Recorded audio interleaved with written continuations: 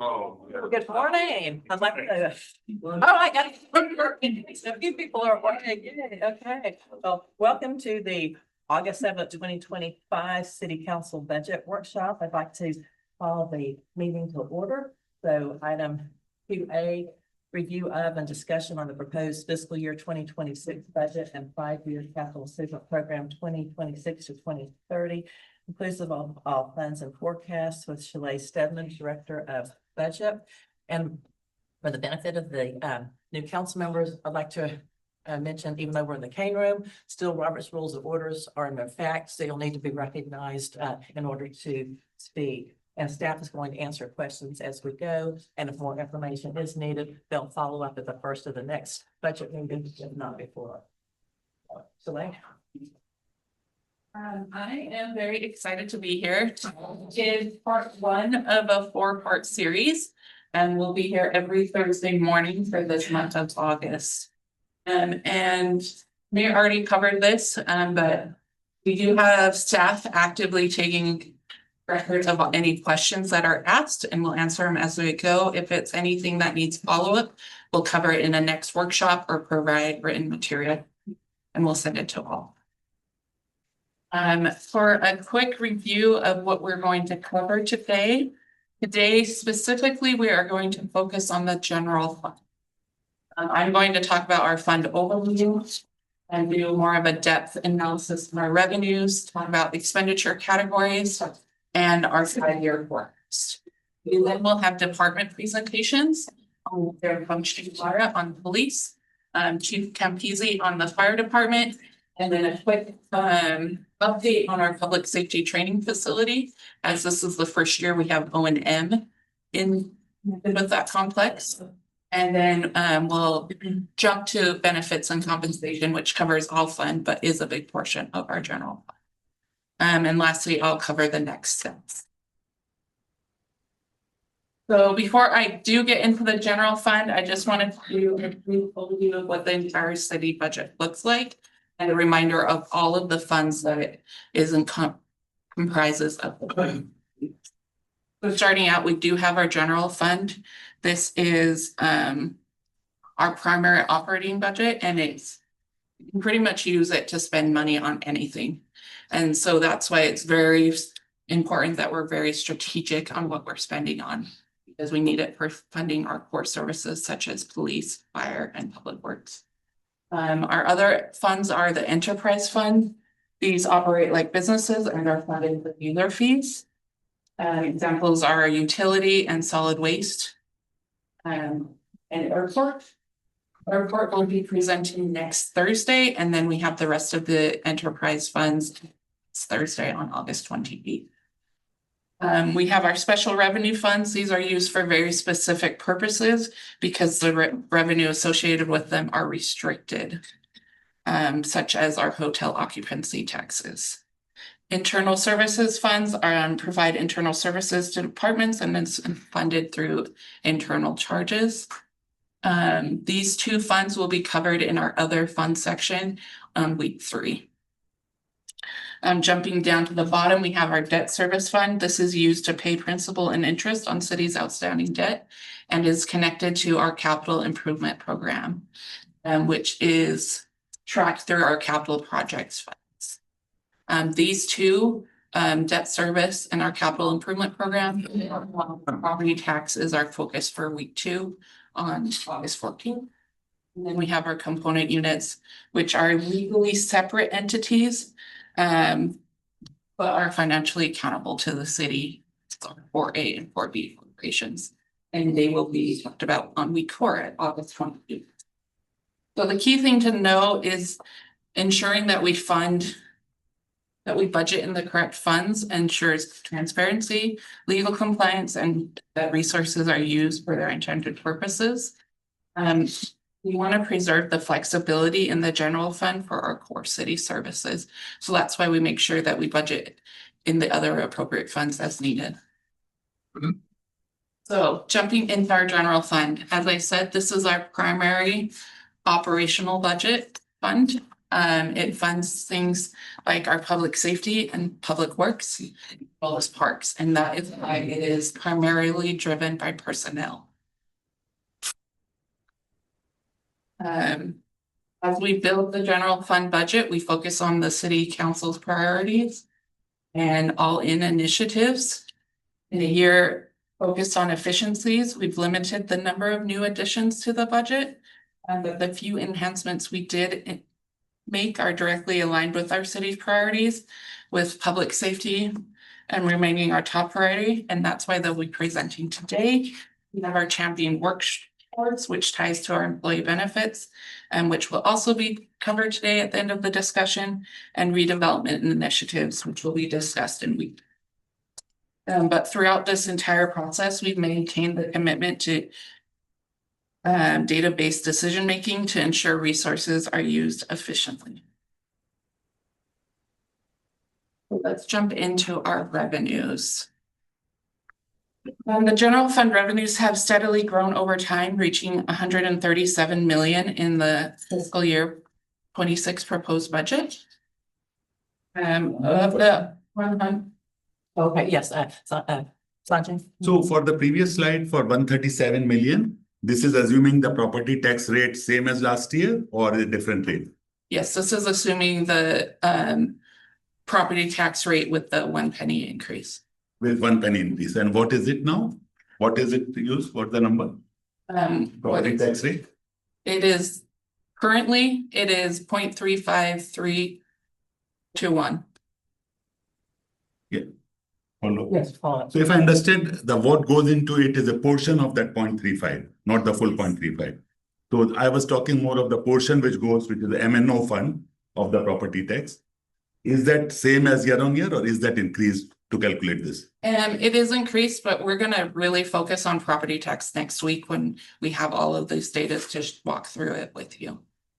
But just to understand this number, it's increased by 1 penny. Yes, well, no, not the O&M portion. The total tax rate is the increase of 1 penny. Okay. Okay. When we come to detail, then possibly I'll ask that time. Yeah, When we get we'll to talk through this in great detail next week. Okay. Okay, so of the 100 or so various revenue sources we have in the general fund, there are 2 that make up roughly 75% of our total funding, that being sales and property taxes. And we will go into great detail on sales tax today, but as I stated, property tax will be our focus next week.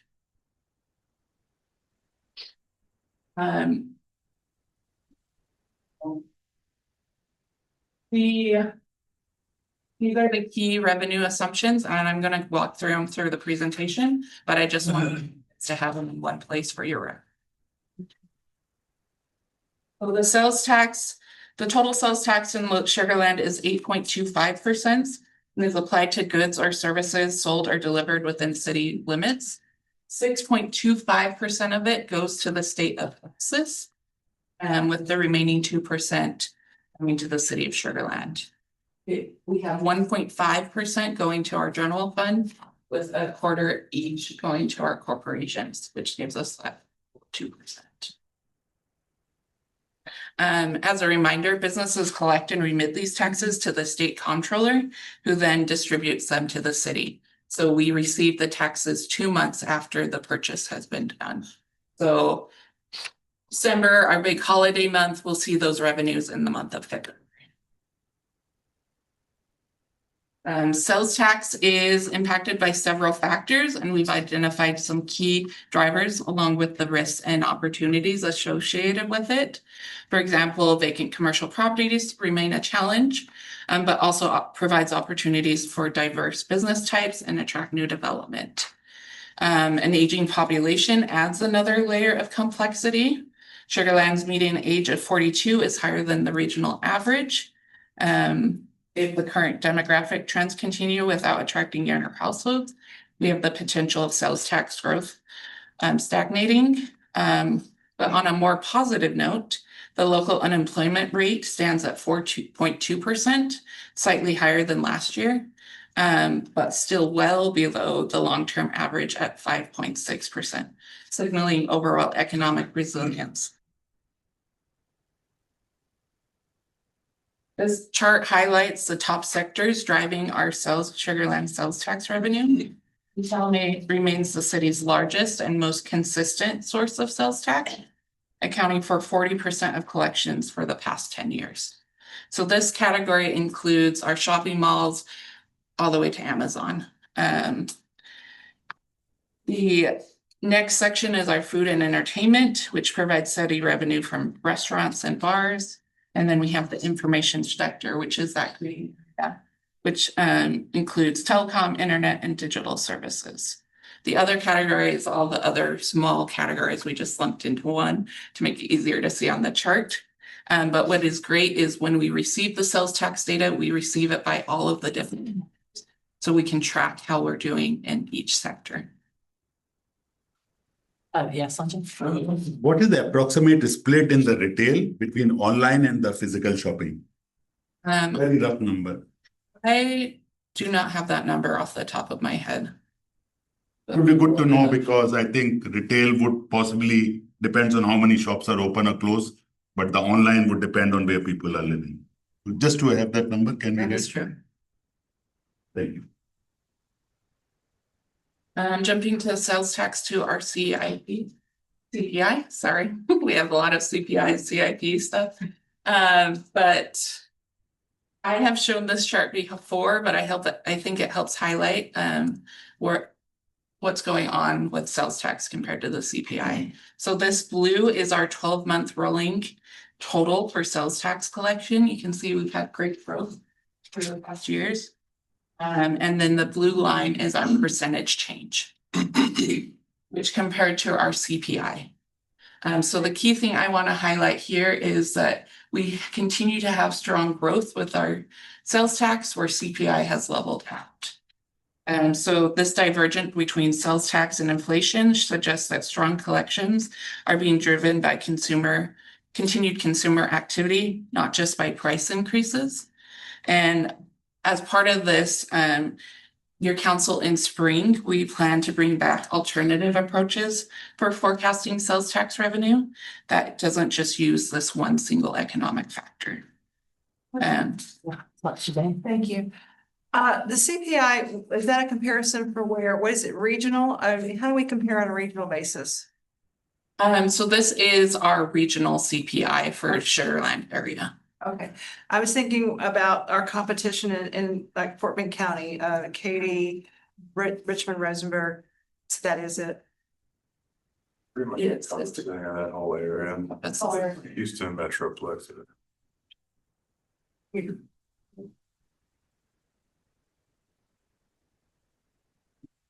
I've also showed this chart before, but it highlights our sales tax continues to be consistent with growth in our recurring sales tax. So that green is the recurring, where the orange is that one-time revenue. And the key thing to take away from here is we only use that green portion in our forecasting. Yeah, Jim. Give me an example of the I'm sorry, I didn't. example of the one time, the orange. What? A big portion of the one time is any audits where they have gone back and checked, and then corporations have to pay back what they haven't been paying. Another thing is a like pop-up that happens only one weekend of the year. So we wouldn't include that as forecasting for Canadians. Thank you. Well, as you can see, our sales tax forecast is intentionally conservative and aligns with our city management policies. The fiscal year 26 proposed budget uses the 1.2% growth rate, which is this year's CPI. While year 2 assumes a 5-year average for CPI, which is 3.71. Years 3 and 5 are forecasted at 3% annually. Fiscal year 26, you'll see that the revenues forecasted are lower than what we're projecting fiscal year 25, and that's because of those one-time revenues. Another way of Any impact of the FIFA next year incorporated in We that? haven't included that. That will be one time additional. That will be one-time additional. Okay. Good question. Yes. When's the last time the sales tax revenue's gone down, if at all? Ever? COVID. COVID? What was the impact back then?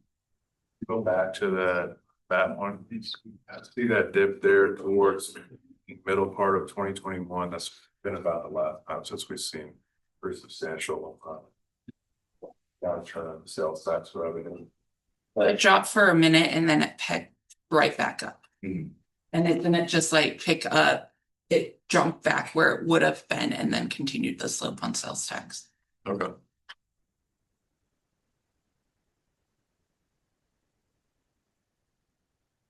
This is using a historical trend forecast. So having been a data analyst in my past life, I know that you can use about half of your STEM to get a fairly reliable forecast. So we have 10 years of great data. So we can have a 5-year reliable forecast based off of historic trends, which includes those ups and downs. So what you're seeing here is that light blue on the forecast is what is included in our budget and our 5-year forecast, where the green is that additional we're seeing with the historic forecasting trend method. But in summary, we are forecasting a total 76 million for sales tax revenues, with 57 of it going to the general fund. Blake, could you go back, please? I'm not sure I understand this one here. So you got the 26 and beyond, the medium blue is based on what? That's using the CPI and our fiscal management policies. Okay, and then what's the The green? green is using our historic trend forecasting methods. So looking back at all of the historic data we have on sales tax and forecasting, time various forecasts to predict where we're going to be. So this is, yeah, so this is what you're gonna be talking with us about the retreat. Yes. This is, okay, so this is. It's just to highlight that we are still very being conservative in our forecast revenues this year. But the blue is just the CPI. Yes. The extra is something we'll be discussing. Exactly. Okay, It just shows that we still think we're gonna come in higher than what we've budgeted. okay, thanks. Thanks for the clarification. So that is what I have on sales tax. I'm just gonna pause. Questions? Jumping to property tax, property tax remains one of the city's most critical and stable revenue sources. It supports the general fund and our debt service fund. It's also. Jim. I'm sorry, I'm gonna jump back just for a sec.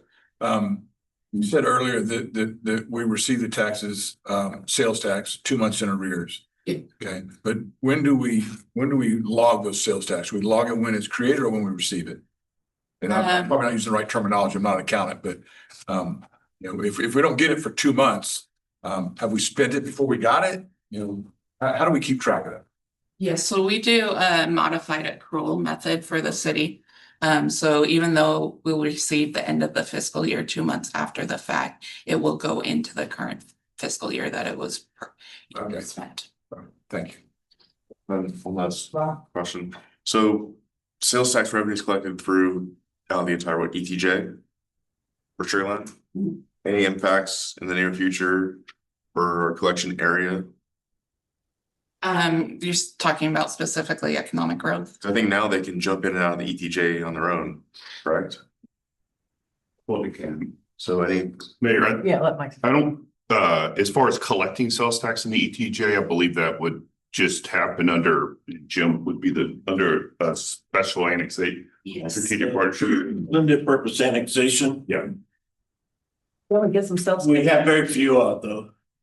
As part of Riverstone, we get. So it doesn't automatically because they become our ETJ, we don't get to collect their sales tax. Okay. Sorry, I missed. so no significant changes happening in that front? It would come to council that we would sign and we would annex them specifically just for their sales tax.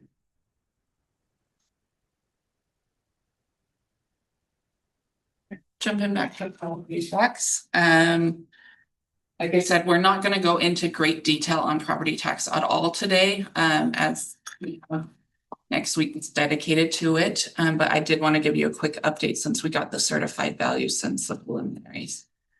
Certified values came in lower than the preliminary roll, with 0.3% net negative impact to the city. And 2024 certified tax roll versus 2025 certified tax roll, which is last budget year when we were here, to this to now, which gives us an apples to apples comparison. We had a 1.5% impact to the city population. Questions? Yes, Suzanne? Compared to last year, which was 3.5?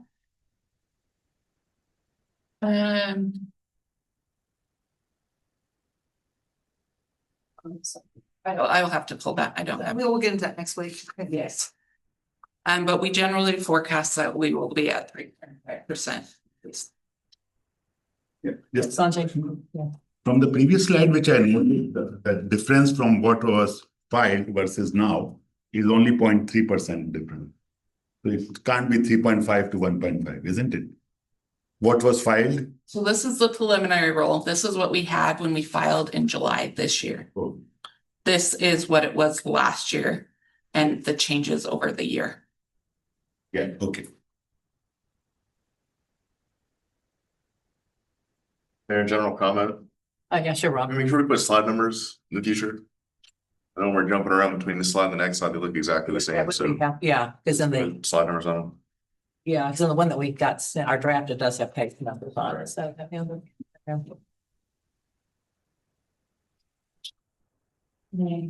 Jumping into the fees section, we are updating our fees with a 3.71% growth rate. And as part of the broader efficiency efforts, we also evaluated how effectively we were covering costs associated on key areas. This led to targeted updates in our permitting, inspections, and parks and recreation, helping ensure we recover a more appropriate share of costs when feasible. So both departments will be presenting on August 21st to provide additional detail on these changes. In addition, we are implementing a 2% credit card transaction fee to help offset those processing costs. We've already had this airport. This will just give it a wide approach. However, it will not be applied to utility bills as that cost is already built into our utility rates. Yeah. All right, need some water? No, Okay, why 2%? The credit card companies charge 3 to 3.5. Most other entities that are gonna charge a fee charge 3%. Why only 2? we did an evaluation and the 2% covered our costs. We based it off of what was coming in and past historic data. Okay.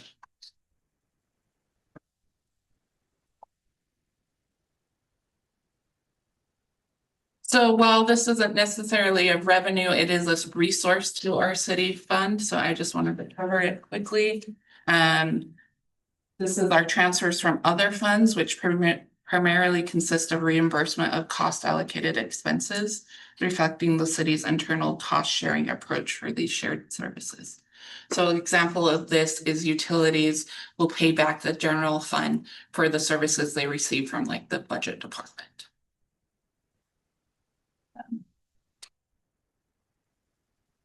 Then a quick look at how we got from last year's budgeted revenues to this year's budgeted revenues. This is on scale, so you can see the differences are minimal, but I wanted to zoom in so you can see those changes. We've already covered property tax and sales tax, so let's focus on the other pieces. Other taxes has a slight increase, and that is closely connected to our franchise fees. License and permits and charges of services include our growth rate, which we talked about at that 3.71%, and any additional fee changes, which we'll discuss in week 3. Our intergovernmental, it's shaded because that is a one-time revenue, and it's associated with our reimbursement from FEMA we're expecting this year to cover expenses related to Hurricane Beryl. There is a decrease in our in our interest income. And that's because our fund balance has dropped from last year. And we just talked about transfers in. So that leads us to our $137 million of revenue. So I'm gonna pause there. That's what I have on revenue. Any others?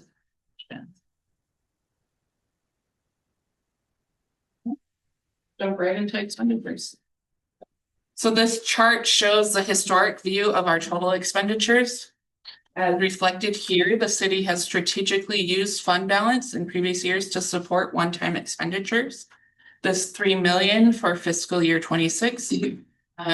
This primarily one-time is tied to the Lake Point incentive specifically and aligns with our redevelopment priorities.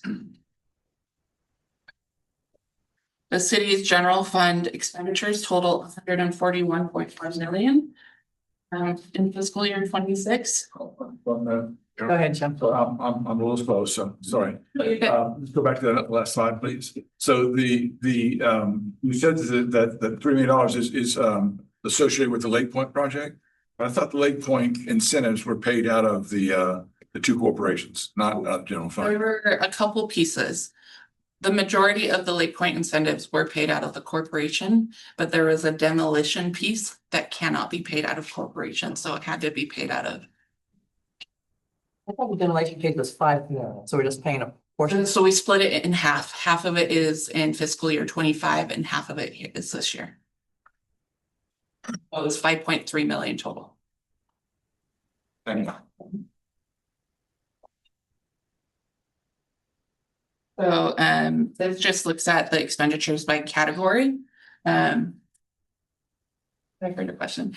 73% of it is personnel, reflecting our continued investment in staffing. Operations and maintenance make up the 19% and cover cost of service delivery and contract obligations, with the last piece falls under our non-operating expenses, which includes our transfers to other funds, contingency.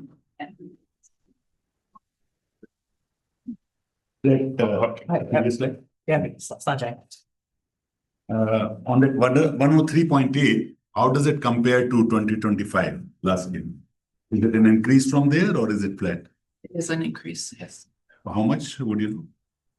I'm gonna look to them because I have a lot of numbers in my head and I can't pull that specifically out of my head. But we will get that to you in a second. All right. That'll be covered later, or? What? That'll be covered later, like a breakdown, or? Of last year's. Personnel and everything from last year to this year. We can cover it. It's also in the budget book. We always show all of those details right there. Yeah, the reason I ask is Sanjay. because the budget book numbers have changed from the revenue as well on the expense, so that's the reason. If you can get to us later, that will be fine. 5.5 difference. 5.5 million from last year, so this is okay.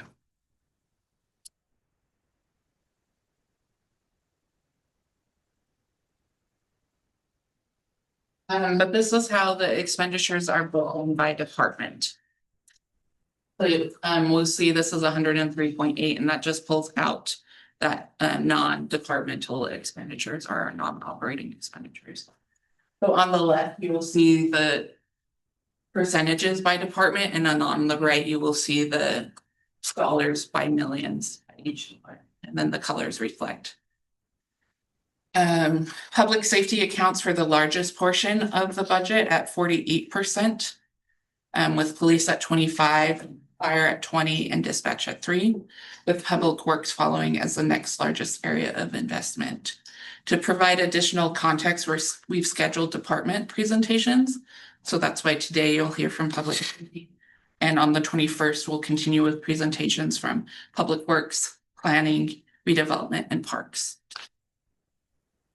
Engineering and people and culture will also be presenting, but they'll be focusing on specifically on the capital improvement plan and employee benefits respectively.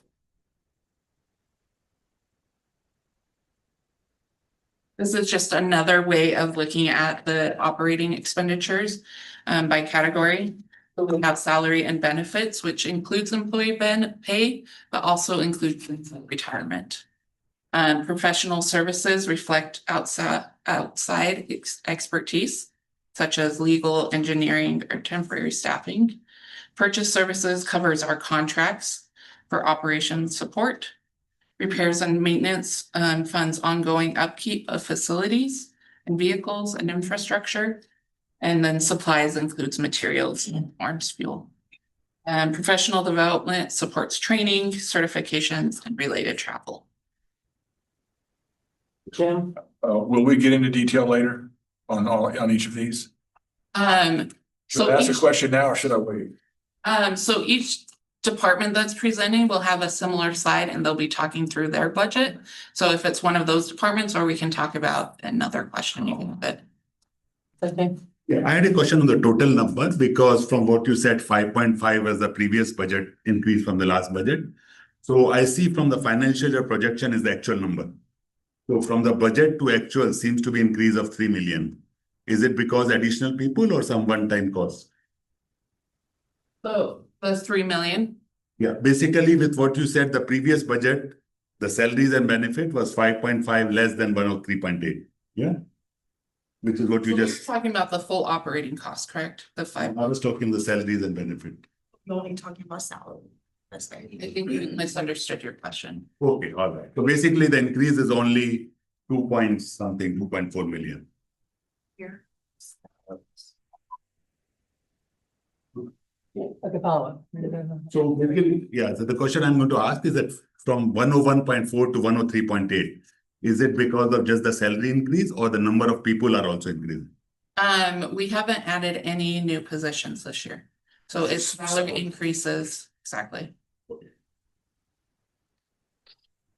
In fact, we actually reduced positions in this budget.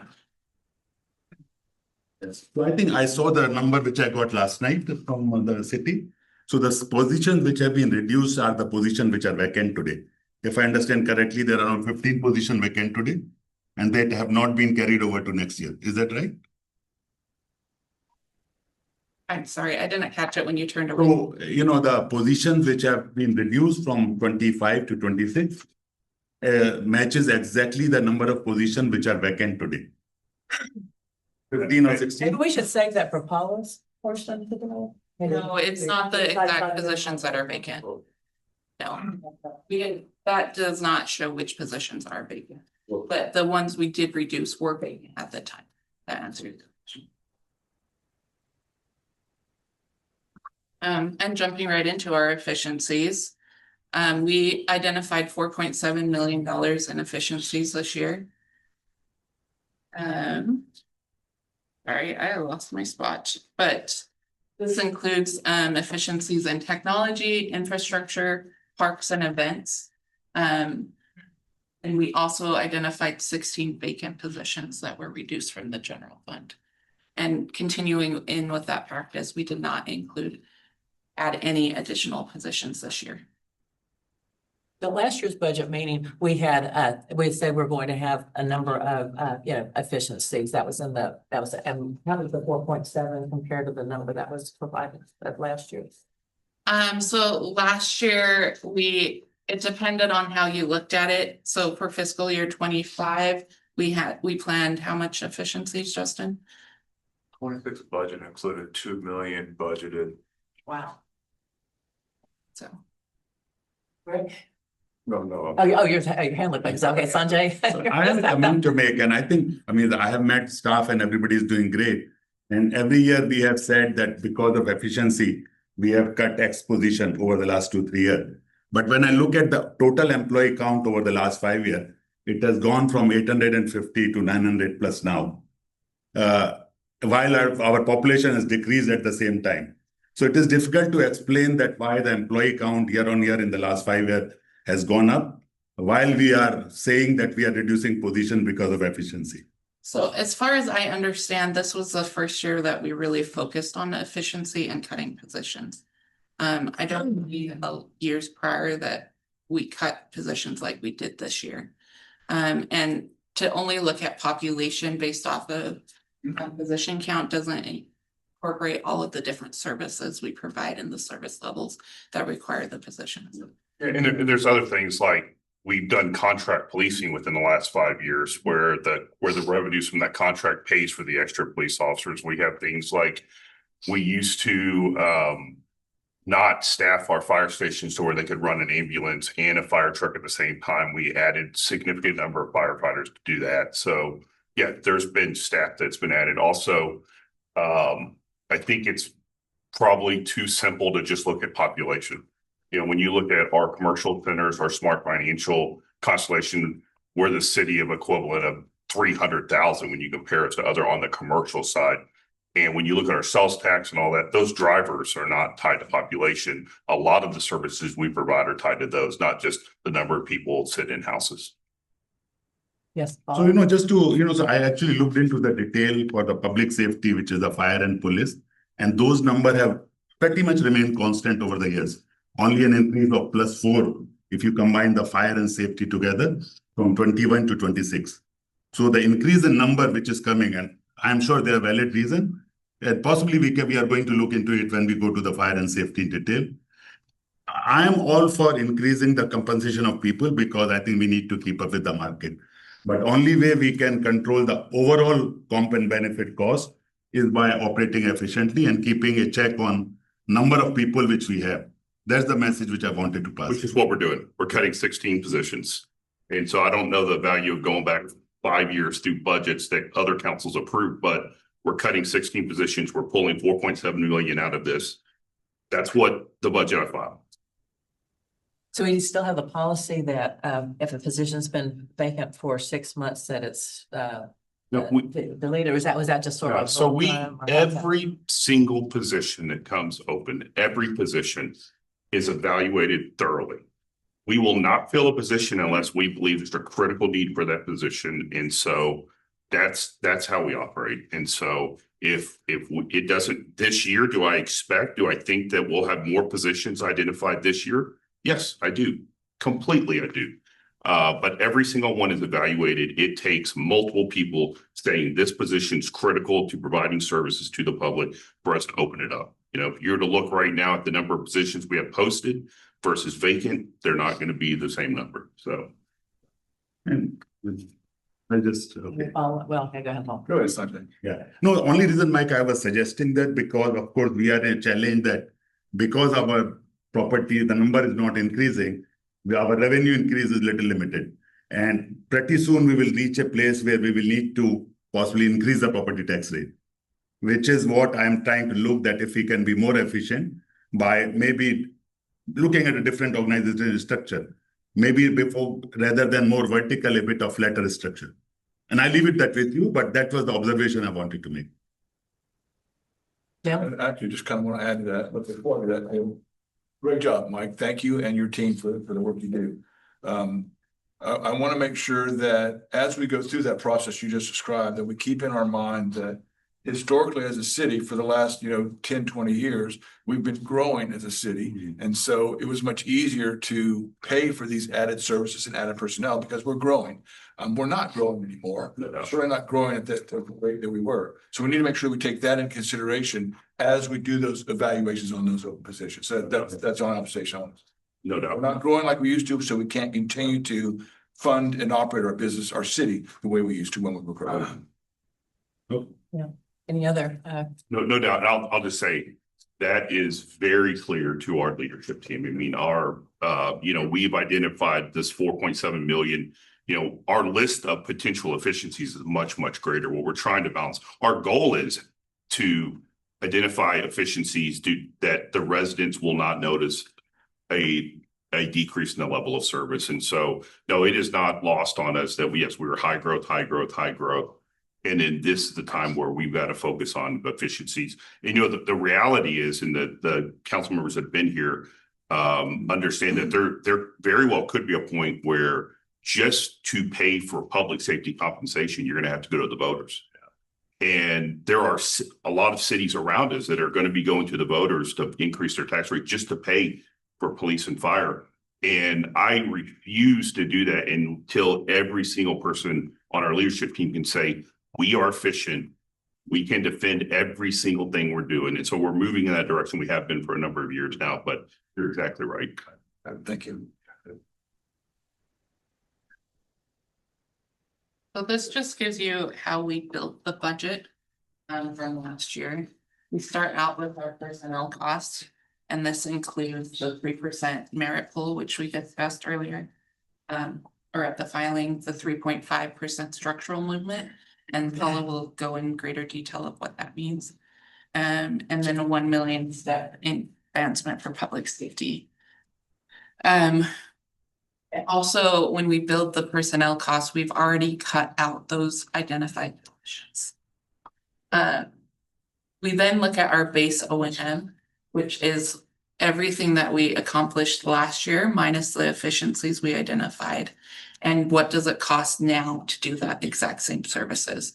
Because contracts have increased and the CPI and all of those expenses have grown. So to provide the exact level of services, things just get more expensive. So that's where we get our base O&M. And then those recurring changes. The last piece is anything that were requested this year that were agreed to be funded. For example, Fire will talk about their paramedic training program. We've agreed to have that as an ongoing plan to make sure that we always have the prepared resources we need on the paramedic side.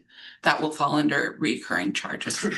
Our one-time changes are anything that we are specifically taking advantage of the timeline right now and using planned fund balance for. So specifically, like I talked about, Lake Point is included in those in those changes. And also we have a contract for getting fiber to all of our assets, ensure that we can have that connectivity throughout the city. And that is, we have to do it now because there are people working on it right now. And if we miss the chance, then it would become way more expensive for the city to be able to accomplish that. And then we have our non-departmental costs. So we have things like contingency, and this year we have contingency set at 500,000. And then we have our property tax rebates, and these are rebates that we have to do for contracts, and we'll go in a little bit more about this later. And then our insurance and any transfers out. So this slide just has all the details of what I just covered for your reference. But yeah. Again, I'm a little slow. Explain structural movement. What do we mean? So the structural movement is we're taking the, if you think about it, we have the minimum pay per position and the maximum that we'll pay. So we just shift it up by 3.5% to better reflect the market values. So you got different levels and each one of those levels got shifted to match the market. Yes. Okay, thanks. So that will be covered more in detail with our benefit and All compensation. right, nice, thank you. Sanjay? The point number 2 and 3, are they referring to the same thing? Like 3.5% is structure movement is in the public safety, or are they two different things? So the 1 million is for the step advancement for public safety. So public safety has a different process for changing their benefits or their salary, where everyone else just does the 3%. They will go up by steps, and those are designated steps that we set with council in years prior. But the steps will move the 3.5%, so it is a different piece.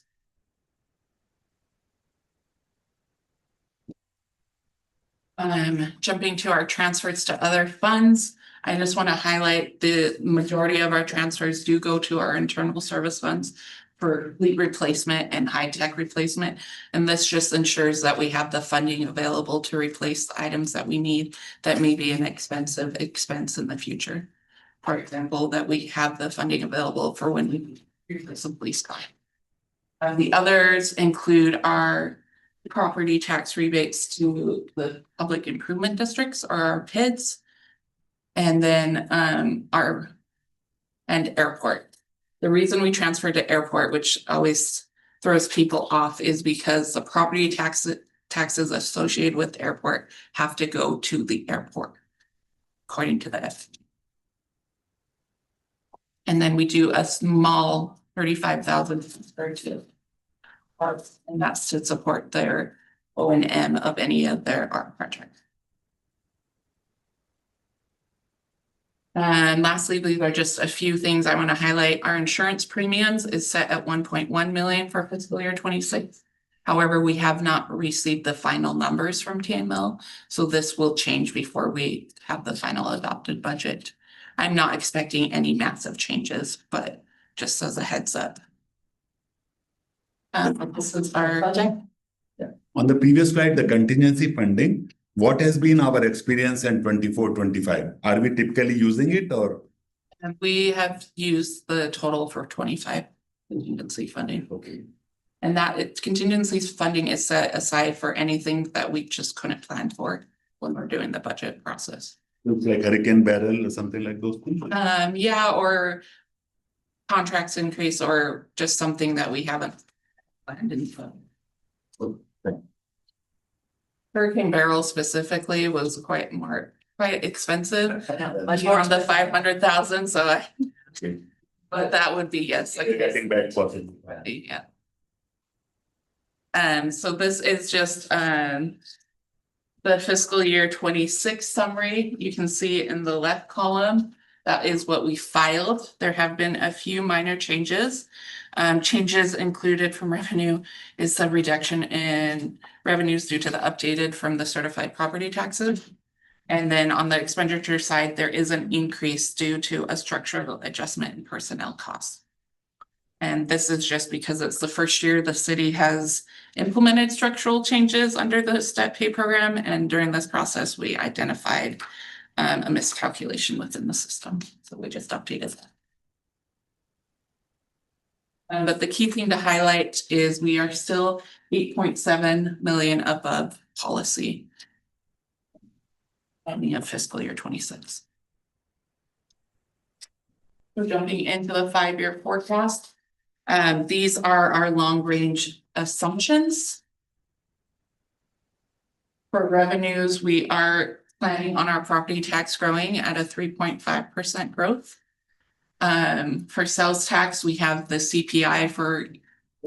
Sorry, I just wanted to clarify. So the 3.5% growth, not on the rate, on the total dollars collected. Thank you. Yeah. So it's a calculation between the assessed value and the rate. Thank you. So is that compared to the same as the 1.5% that we've seen for this year? Yes. So seems like we should have a sensitivity. If we're at 1.5% this year, and I'm thinking that next year is not going to be any better. It's a little, I guess, it seems like 3.5% growth could be in the out years could be So overly optimistic. the 3.5 is based off of our financial management policies. And it's based off of what the voter approval rate that we can increase by state. But it'd still be good to see a sensitivity, I think, with FY 27 and 28 was less than a 3.5% O&M growth, because that seems overly optimistic. This is a sensitivity. Question. Suzanne? The mayor's point, what happens if we don't see it? I mean, we didn't expect it this year, so what happens if we don't see it in the following years and we forecast for it?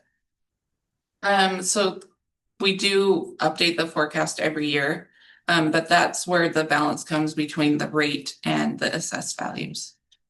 And so if we do plan on not doing any rate increases, then we will see a drop in our revenues and what we can accomplish in the future. We would have a follow-up, Follow-up. but then we would have an increase in taxes that we don't see coming, that would be a significant increase if we don't plan for it ahead of time. I'm forecasting for it, correct? Yes. Kind of, maybe. I'm trying to understand what you're saying. So if we plan on not increasing tax rates at all, regardless of what the values do, then yes, there will be a drop in.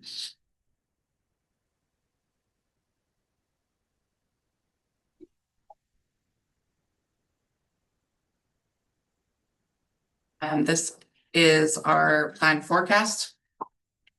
And as you can see, we have an ending fund balance of 43.2, and that's with our drawdown plan for this year, the one time. But the remaining years are structurally balanced.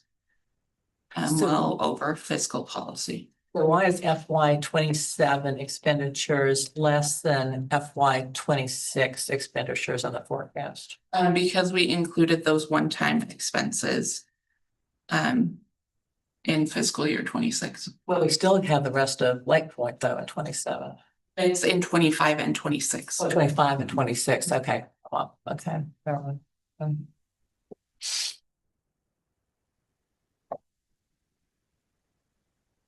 And then I'm going back to this slide as we prepare to have the department presentations, but I'll pause for any additional questions.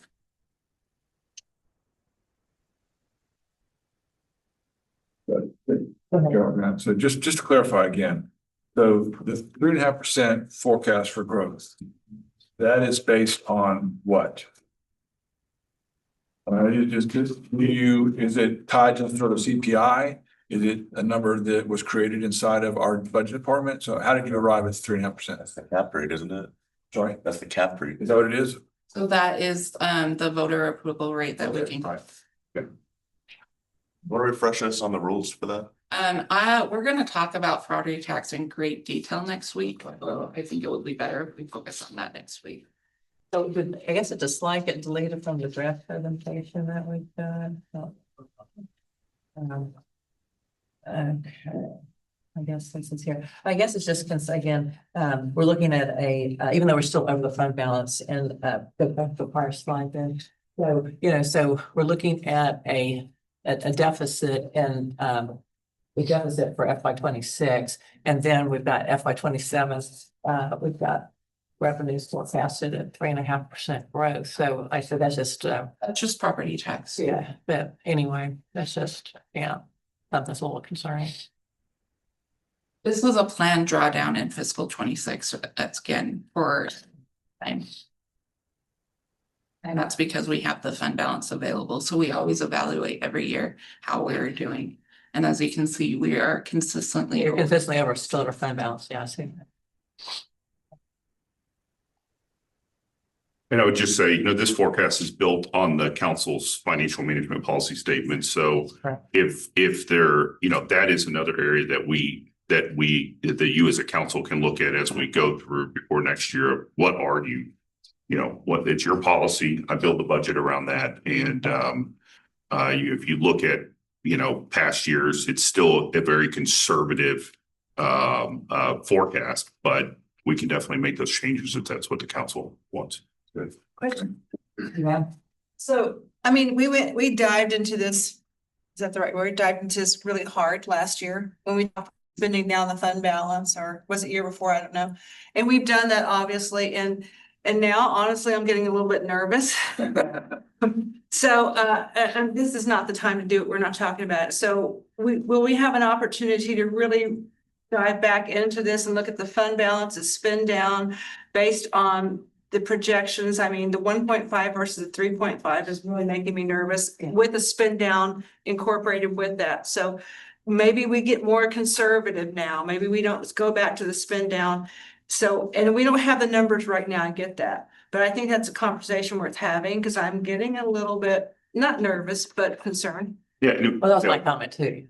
Potential state law changes as well. So I think it is a good topic for the fall retreat of like, what's this council comfortable with? And if it's a priority of the council, then I would see us coming back before the spring retreat with a recommended, policy change. But Yeah, I would just appreciate more information so that we can all feel confirmed in what we're doing. Sure. And the new council definitely needs more information. That's. Yeah. And I would add that as a new council member, there's so much history that you guys have that we don't have. Right. And so I think it'd be beneficial exercise. And we still have a policy, right, that we don't spend non-recurring revenues on recurring expenses, correct? So I just want to make you, the new council members, aware of that. Okay, Stuart. Mayor, thanks.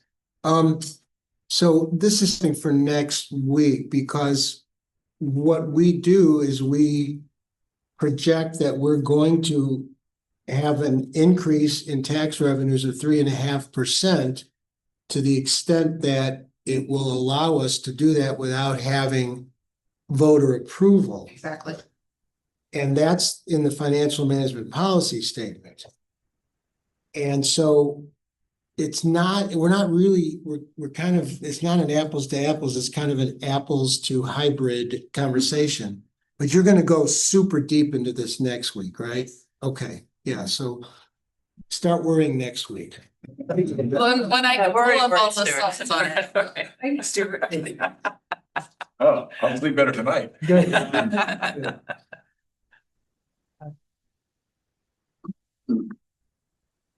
Alright. We're gonna now break into our department segments. First hear from Chief Laura on the police department. And then if it's okay with you guys, a planned break. And then we'll hear from Chief Kennedy on fire. Then, like I said, we'll have a quick update on the public safety training complex. And we'll finish off with compensation and benefits. And then I'll come back and just go through the list of what the budget season calendar looks like. Thank you.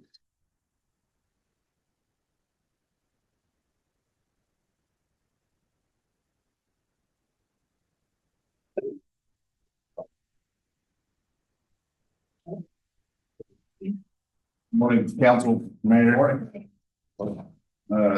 Bringing along the same theme of, the last presentation we gave you guys, where we overview the police department, but I take a dive into that 25% from the, general fund and what that means for the police department. Here, just, off the top, our general fund is $32.1 million. With a total of about 33.5 with other funds. 84% of that is tied into salary and benefits, with another 7% tied into overtime, which brings us to about 91% of the police department's budget is tied into our staff. And then the other 9%, which is about $3 million in operations and maintenance. Jim, yeah. Yes, sir. Thank you for your service. Appreciate it. Quick question. It's my understanding that our police department is fully staffed. Correct. So why are we budgeting that much overtime? So what has happened here recently, what we have noticed is events has taken, we'll see here in a little bit, events has taken a big chunk out of our overtime. As we continue to push forward into becoming a destination location, smart financial constellation field, we started developing, we heard from the community where they wanted those events staffed by the Sugar Land Police Department before it was sort of a mixture.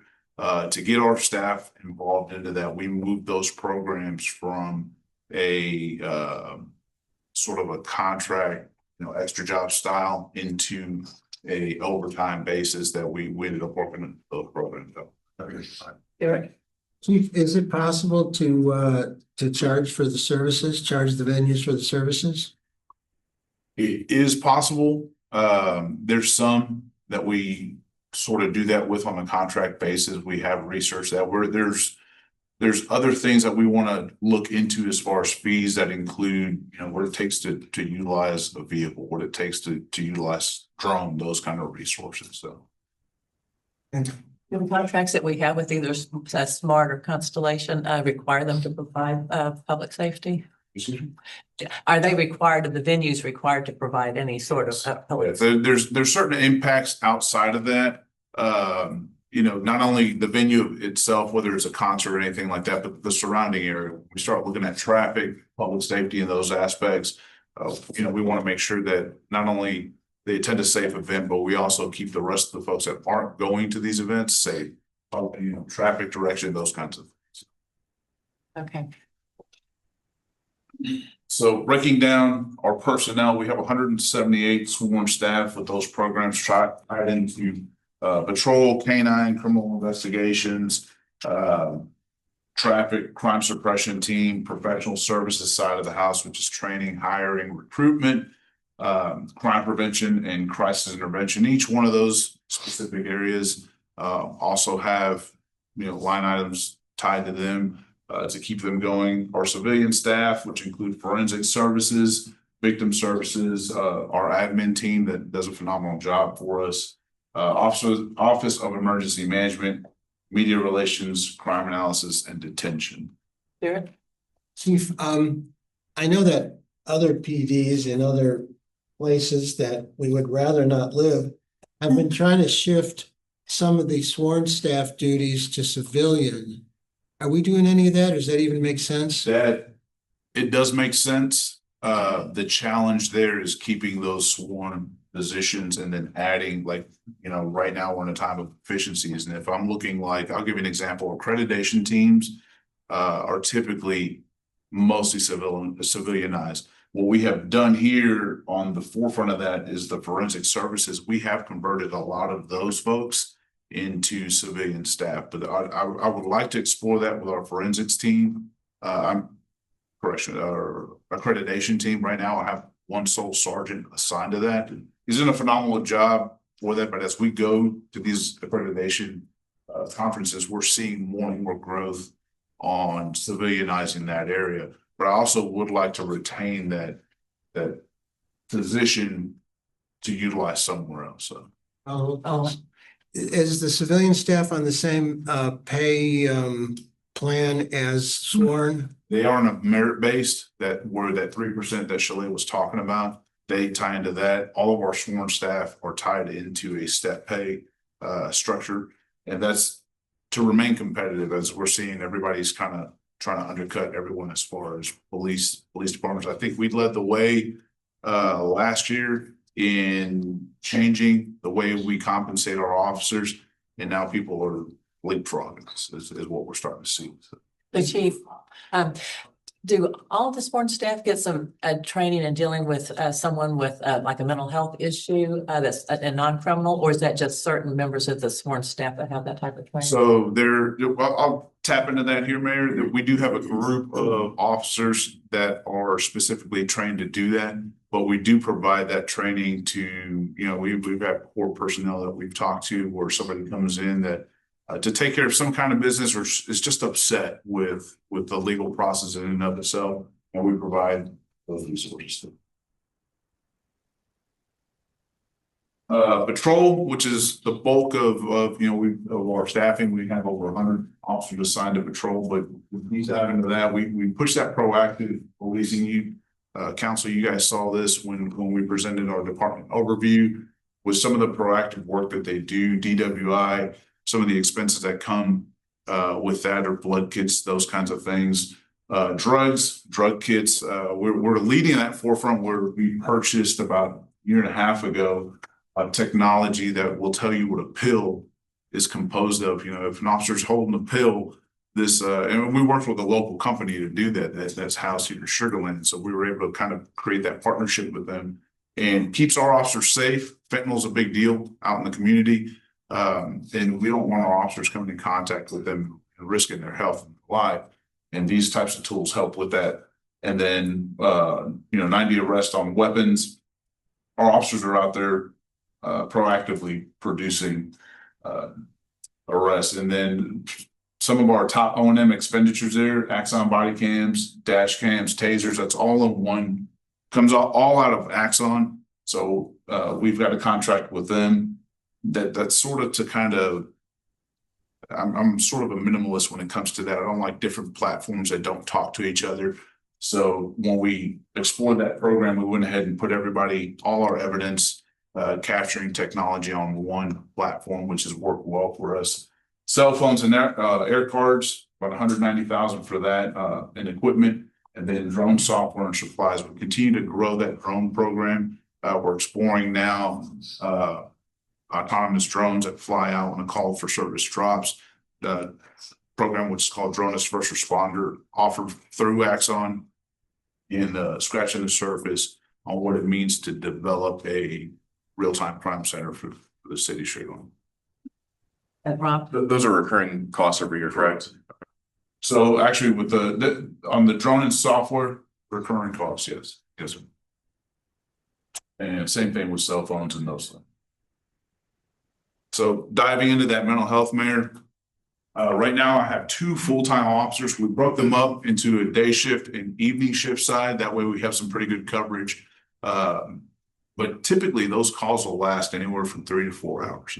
And we started seeing that our street officers were being tied up, calls for services, and we didn't want that to impact the rest of public safety, so we started developing this unit. Brittany Moreno has been phenomenal in doing that. We selfishly, when we started this program, we were looking at ways to get our officers back on the street as quick as possible. We ended up discovering that no, there's gaps in the community that we identified, and we needed police officers that were seeing these gaps and these issues to help address those and get our mental health consumers the best resources they can. So we ended up putting 2 full-time officers and then 5 collateral officers. These 5 collateral officers are still street officers, but whenever a mental health call for service, they have that specialized training where they can take over that call while they're, night shift or evening shift, something like that, and then push those other officers back onto the street so they can answer for other call for service. So in that program, we identified some needs,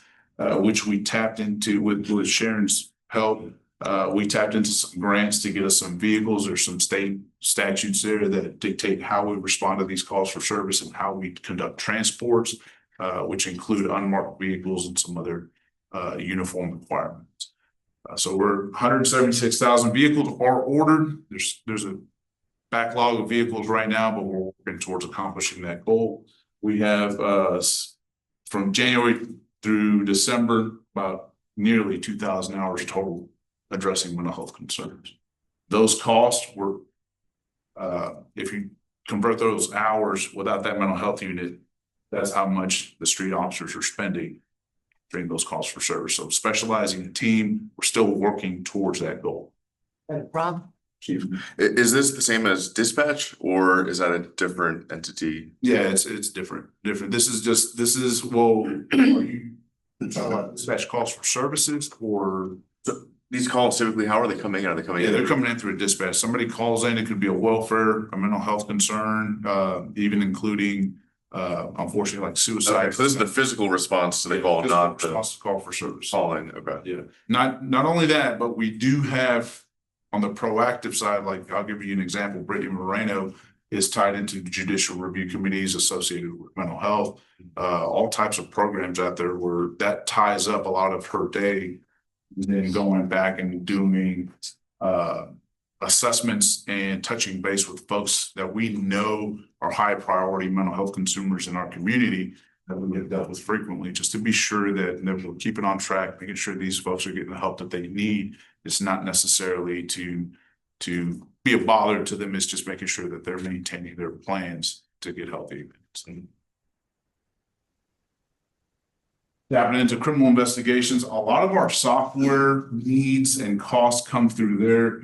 Again, our 32% clearance rate in 2024 with the national average being 23.4. Our costs are mostly essential tools for successful criminal investigations.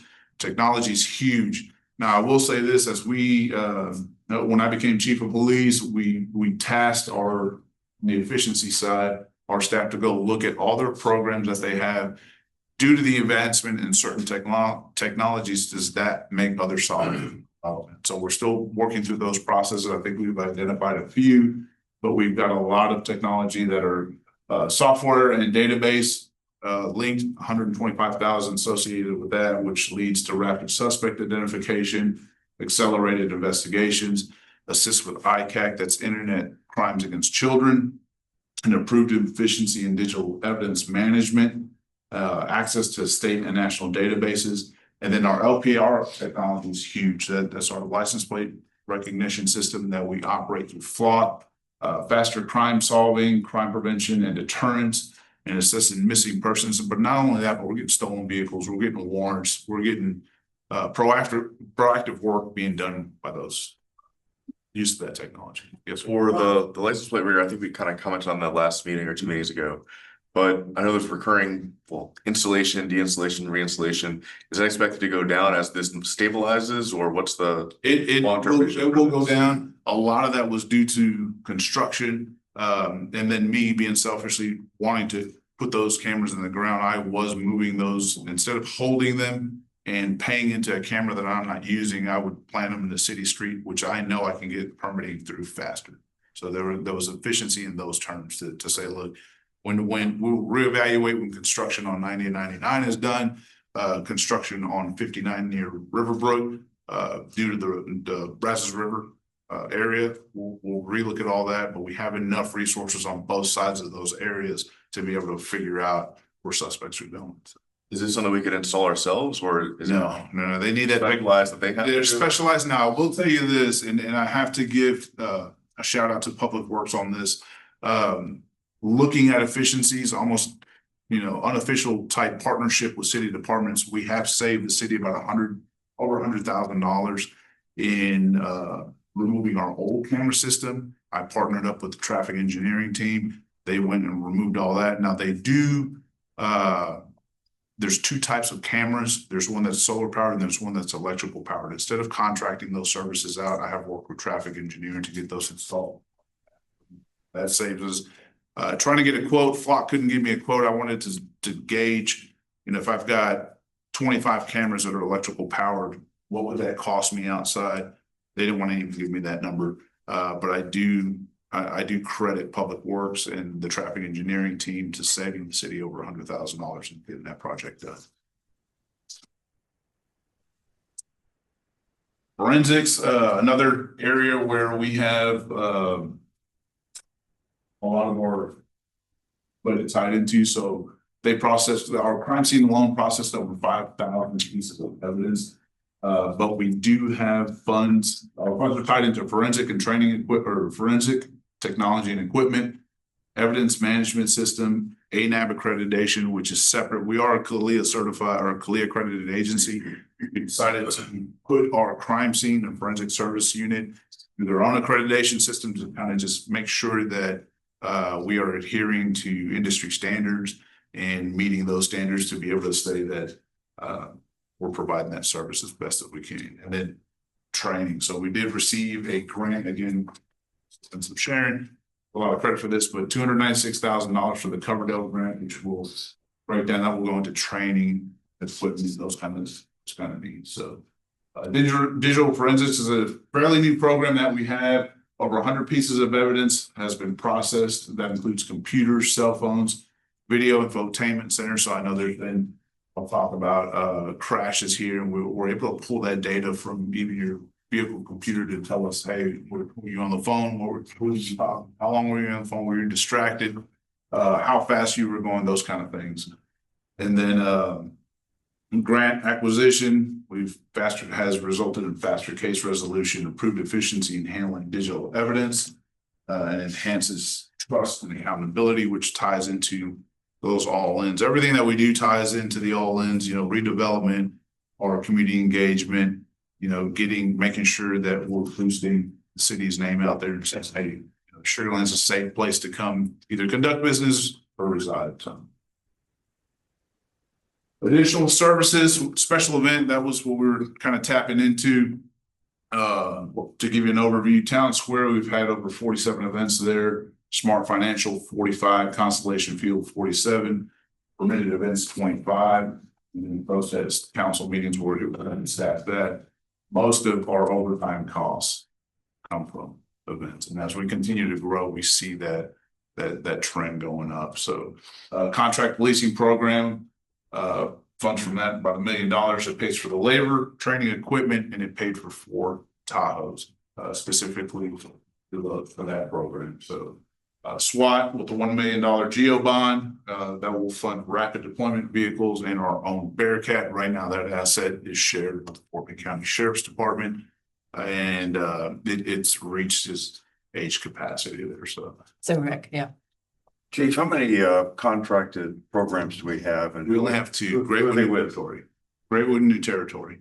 Just those 2? Yes, sir. And I've had other areas reach out to me, but right now, due to staffing, I'd rather say it's make conservative staffing issues. Correct. Right. So, without impacting our general cost for service, right now we're comfortable. Is that 2 per area? Right now, Greatwood is about to do 2, and then the other one as well. Okay.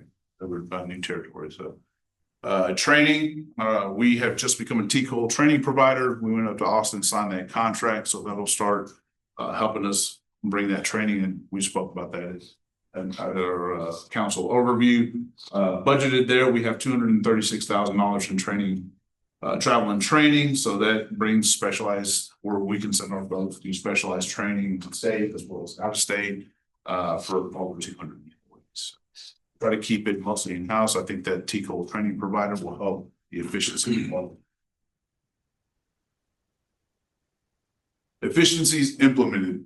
So what you'll see there, the biggest numbers, overtime reduction from last year's about 800,000. So what we ended up doing there is just looking at our overtime and what were we doing there that we needed some remediation. So we found that a lot of our training coordination, we need to do a lot better there and manage that. So to give you an example, having a certain number of officers on the street during your shift was impacted by the amount of training we were doing, just better management. That's how we resolve that. Just simple, better management, having communication and coordination among our departments and saying, hey, what do you have going on? Here's what I can send you, while also not jeopardizing all response. The lateral hiring training program, we save money there by, typically it's anywhere from $1,500 to $3,000 to send a brand new person to the academy. The lateral program allowed us to pluck or steal from other departments and not have to front that money and send someone to the academy and actually turn out an officer a whole lot quicker back out onto the streets. We saw significant efficiency there.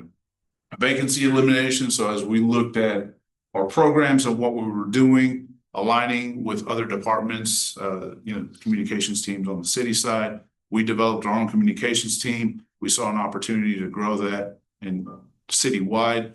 So there's with Alicia Alaniz moving to the communication side of the city, we decided to go ahead and eliminate that position there.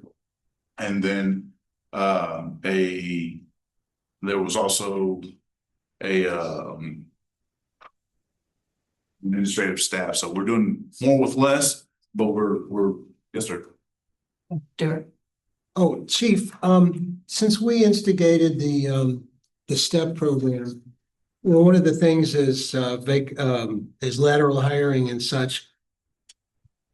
Would you say that some of the STEP program is paying for itself in that you're able to bring new hires in who are less expensive to bring across? Yeah, yes, that's working. So when we developed this program with the help of PNC, there's certain caps. We wanted to honor the service of the officers that had been here, so we capped some lateral hires. There's benefits to working for the city of Sugarland. Community will the support we get from not only council but also the community in and of itself.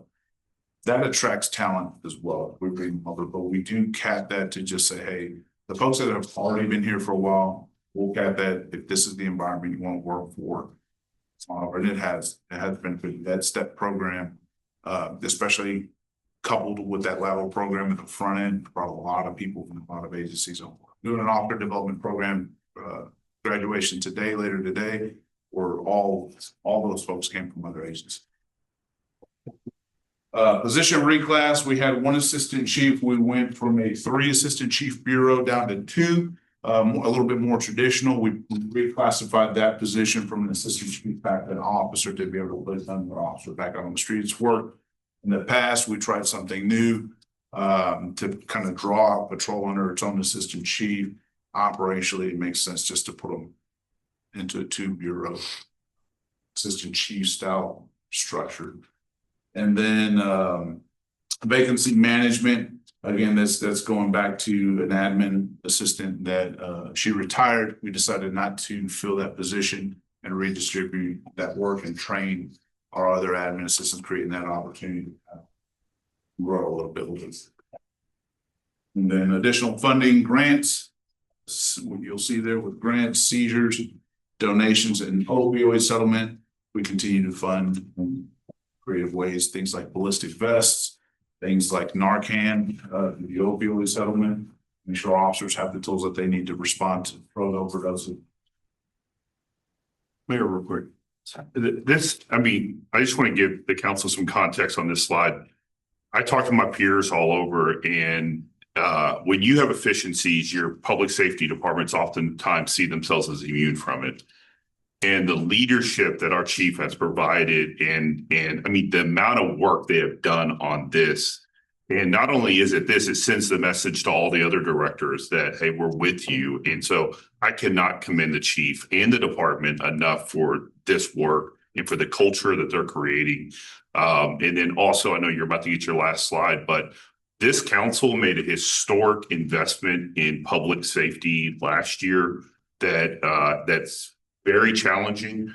And the other reason why we're here and we're not having the challenges of all of our neighboring cities who I'm not even going to get into what their vacancies are, is this council's investment in public safety, which is why we're seeing the results we're seeing.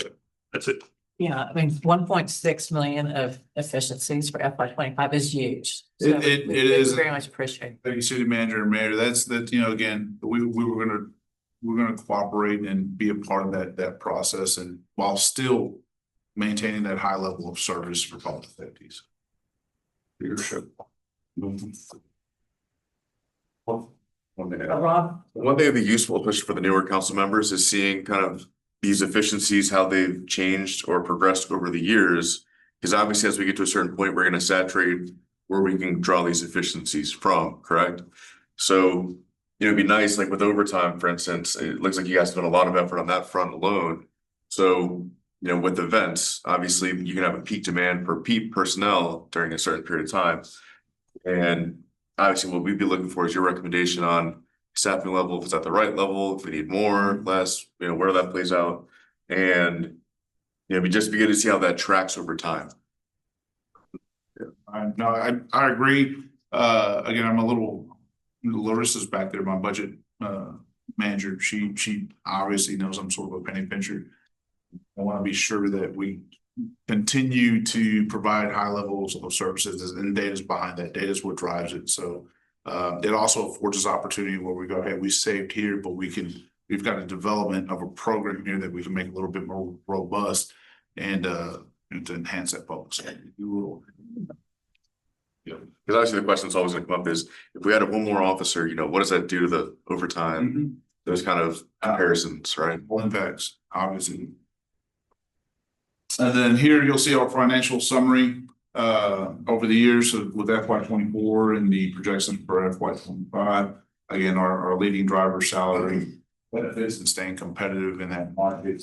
You look at purchased services, that is our programs, our equipment rentals, LPR, software subscriptions and maintenance, CID's programs, Axons, drone, and our Office of Emergency Management, VOC, that program that they're utilizing. We're kind of pushing that program citywide to other city departments to be able to utilize. That helps track a ton of things. Everything from community engagement to, what's the cost of on the hurricane barrel, those kind of. That's a pretty overarching thoughtful. Our supplies, that includes fuel, uniform supplies, operating supplies, traffic cones, flare blood kits, drug tests, evidence bags, and ammunition. And then repairs and maintenance mostly tied to vehicle repair and maintenance. Professional services or professional development is travel training in and out of state for over 200 employees, and that does include the folks that we send to academies. Typically, I think Pearland right now we have a couple of folks out there for the first time ever. Pretty decent academy. I did selfishly ask them for feedback, future for us and what that means in our own academy. And then professional services, that's telecom, cell phones, air cards, and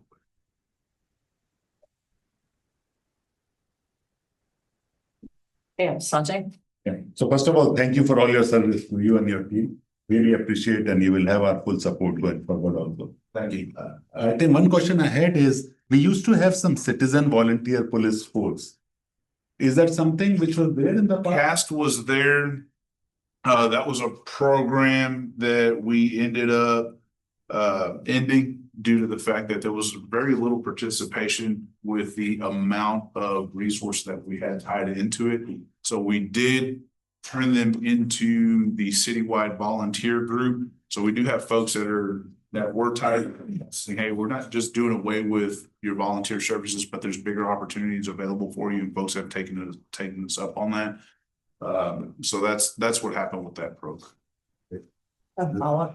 So because I was asked by certain of my constituents, so I can pass the message, they were part of the cast before. Yes, So I can ask them to contact police department to see what they can do. absolutely. Absolutely. We'll tie them into other programs available throughout the city. We didn't want to end that. But we are looking at for FY 26 in the future, a little bit more.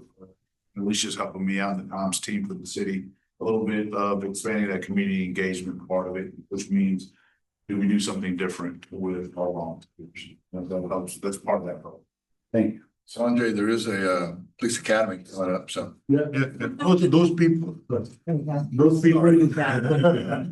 some of those people have been trained through the police academy and they were part of the cast. So they were asking me how they can help going forward.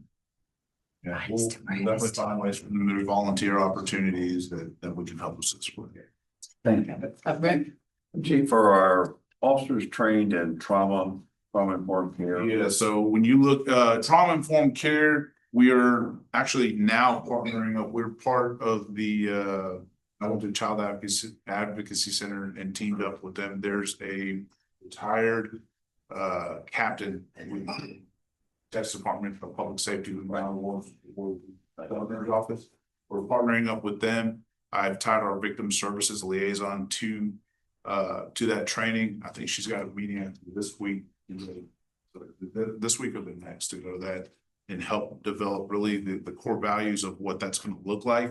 And then they start stepping into the training side of it. But we are partnering up. She had no one to help facilitate that training. And I raised my hand. I said, pick up. Good. That's really good. Any other questions for the chief? Okay, great. Well, thank you very much for the presentation. Council, Of course, and thank you to the police department for all you do to keep everyone safe. We really, really appreciate you all. Thank you. It looks like it's time for a break right now. So, we're doing well on time. So, we'll start again at 9:05. Okay. 9:05, we're gonna do 10 minutes. Okay, we are going to reconvene our budget meeting. And so next up is Chief Campese, who's going to talk about our fire EMS. Good morning. Council. Hope break was good for you. I'm going to walk you through our department budget and answer any questions that you have this morning. We brought show and tell cardiac monitors. We'll get to that here in a little bit, but we realize in our quest for obtaining the things that we need to give the highest level of service, sometimes our jargon and our language, we say monitor. People don't associate what a monitor is, so we're gonna do a better job of making sure you guys can put eyes on the things that we're talking about, especially the expensive things as we go through. So I want to kick off. I want to first open by thanking you all for the support. Everything you guys do for us, the council before you has been amazing.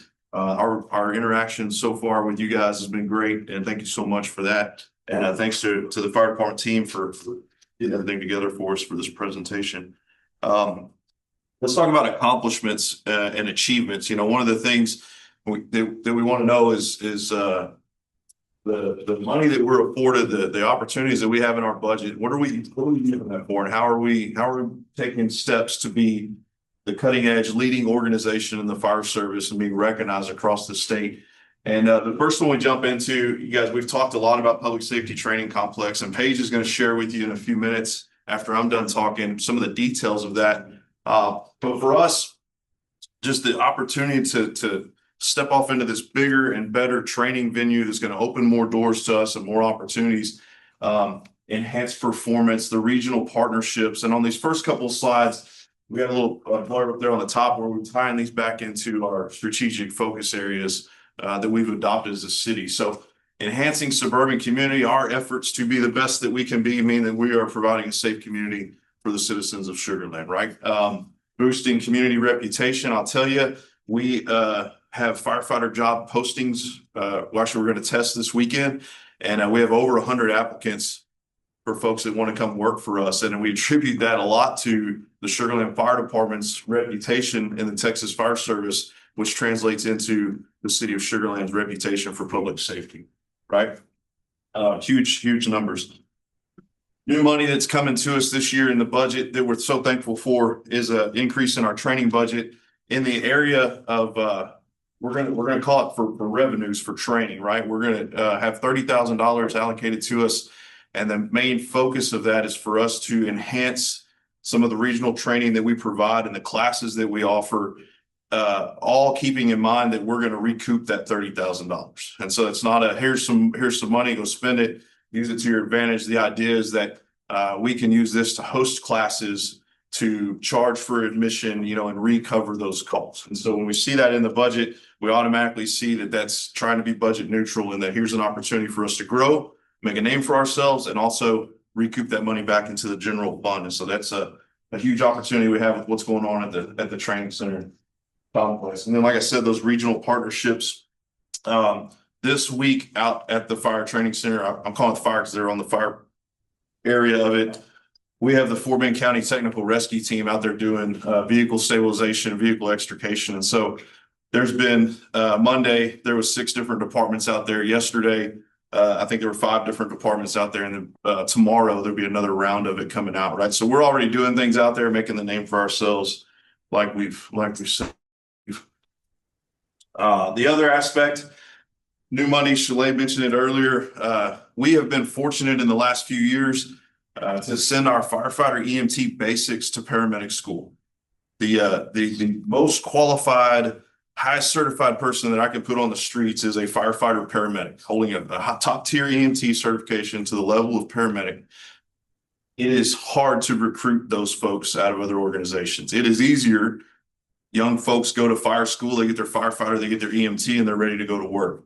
We put them to work. We know we have great character in our individuals and our employees.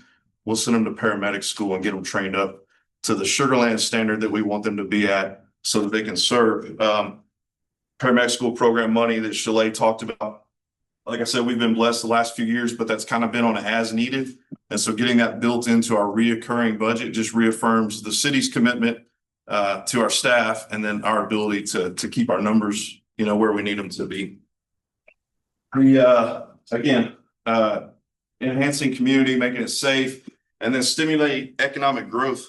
I interviewed chief officer candidates yesterday, and an outside candidate was telling us a story that he looked at a home in Sugar Land, and the real estate agent said, it only in Sugar Land, if you dial 911, you'll get police, fire, and an ambulance within minutes. And so if a real estate person is talking about that, then a real estate person is trying to sell a home based on what our organizations are doing in public safety. And that ties back into that stimulating economic growth. I kind of struggle with that in the fire departments. Like, what are we doing? We're making a safe community that makes people want to be here, right? And then probably the biggest ones of all that you guys are familiar with, we've talked a lot about, is the blood program and then ALS expansion, advanced life support expansion. And so our 5 ambulances that are staffed every day are busy, right? They're on the streets nonstop. But I have 7 fire apparatus that also can respond to EMS calls. A large investment that we were blessed with this last year is getting the lease program on the new cardiac monitors. And that brought us 16 new units, brand new, into the fire department. We put them on every ambulance and every fire truck. We already carried our extra ones on a few of the fire trucks, but not all 7. And so now I have them on all 7 apparatus. And so if the ambulance isn't available, or the ambulance is coming from across town or coming from the hospital, then we're fortunate enough that the paramedics that are on the fire truck have pretty much everything they would have in an ambulance, except the ability to load and transport, right? While we're waiting on the ambulance. So you guys are going to see that. That's to the tune of about $186,000 a year for that lease program. And so that's new to us, and it's built into our budget, but it benefits all of our EMS program. And so again, big reputation, making this place safer for us. Suzanne? Can you talk about, and I know this answer, but I want you to share this. Can you talk about the difference between how much these systems cost to purchase them versus the saving of leasing that you're going to? Sue knew those numbers off the top of her head. She hashed she hashed it out for us. So over time, The lease program is 16 new units. And it's a 10-year program, right? It's a couple $100,000, it's $286,000 a year. And in 5 years, they'll come replace them all and give us brand new ones, right? For us to buy and replace those units twice in a 10-year period at a cost of about $50,000 a piece. And then on top of that, buying them outright, I have maintenance programs that I have to pay on top of that. The lease program was more cost effective to the tune of almost $1 million when it came down to now. They're leased, so they have a contract. They come in every year, they fix them for us, they tune them up, do whatever they need to do. And in 5 years, I get new ones. I get the newest technology. And so it's like your iPhone, like you get the automatic upgrade, right? You're not rolling around with the iPhone 10 in your pocket 10 years from now, right? So a lot of the monitors that replaced, some of them were the original 2014 cardiac monitors that we started EMS with. And so they're beyond 10 years old, and they tell us the lifespan of those. The manufacturer will tell you 5, but you can go 7. Because I use the cell phone as an example, like they get outdated. The technology slows down, the ability for that thing to function correctly. And that gets used on every EMS call. As minor as it could be, we utilize that to evaluate a patient. How many units do we have out there, by the way? So there's 16 of those. Yeah, we got them on the ambulances, fire trucks, the EMS supervisor, the captain that's running the street. The EMS chief carries one, and then I think we have 1 or 2 in training. So very good. And so let's dive into this budget a little bit. Overall, this bottom line here, 25.52 million is our projected budget for 26. And if we work back up to the top, about 91% of that's salaries, right? Very similar to our friends in the police department. 23 million or so are going into that. And you kind of see how that breaks down, and we'll get a little tighter into it. We're in 3 divisions of the fire department. The operations division is the one you see the most, the one you're most familiar with. The administration division is our staff in the office that kind of help run the day-to-day and keep the rest of us on our toes and keep us functioning. And then the community risk reduction is our fire marshal's office, community outreach, community education are built into there. And so, when you see this in budget, it breaks out into 3 divisions, but for the most part, this is all focused on operations because that is the bulk of it. That's the largest part. If you got down in the weeds, you see it break down a little more. 142 proud FTEs in the organization, handling about 13,000 calls for service a year. And so we are constantly reminding ourselves 66% of what we do is EMS, but the fire stuff is equally as important. Sanjay? What is purchase services? Purchase That service. goes up from 70 to 290. Let me keep on rolling. We'll get into that.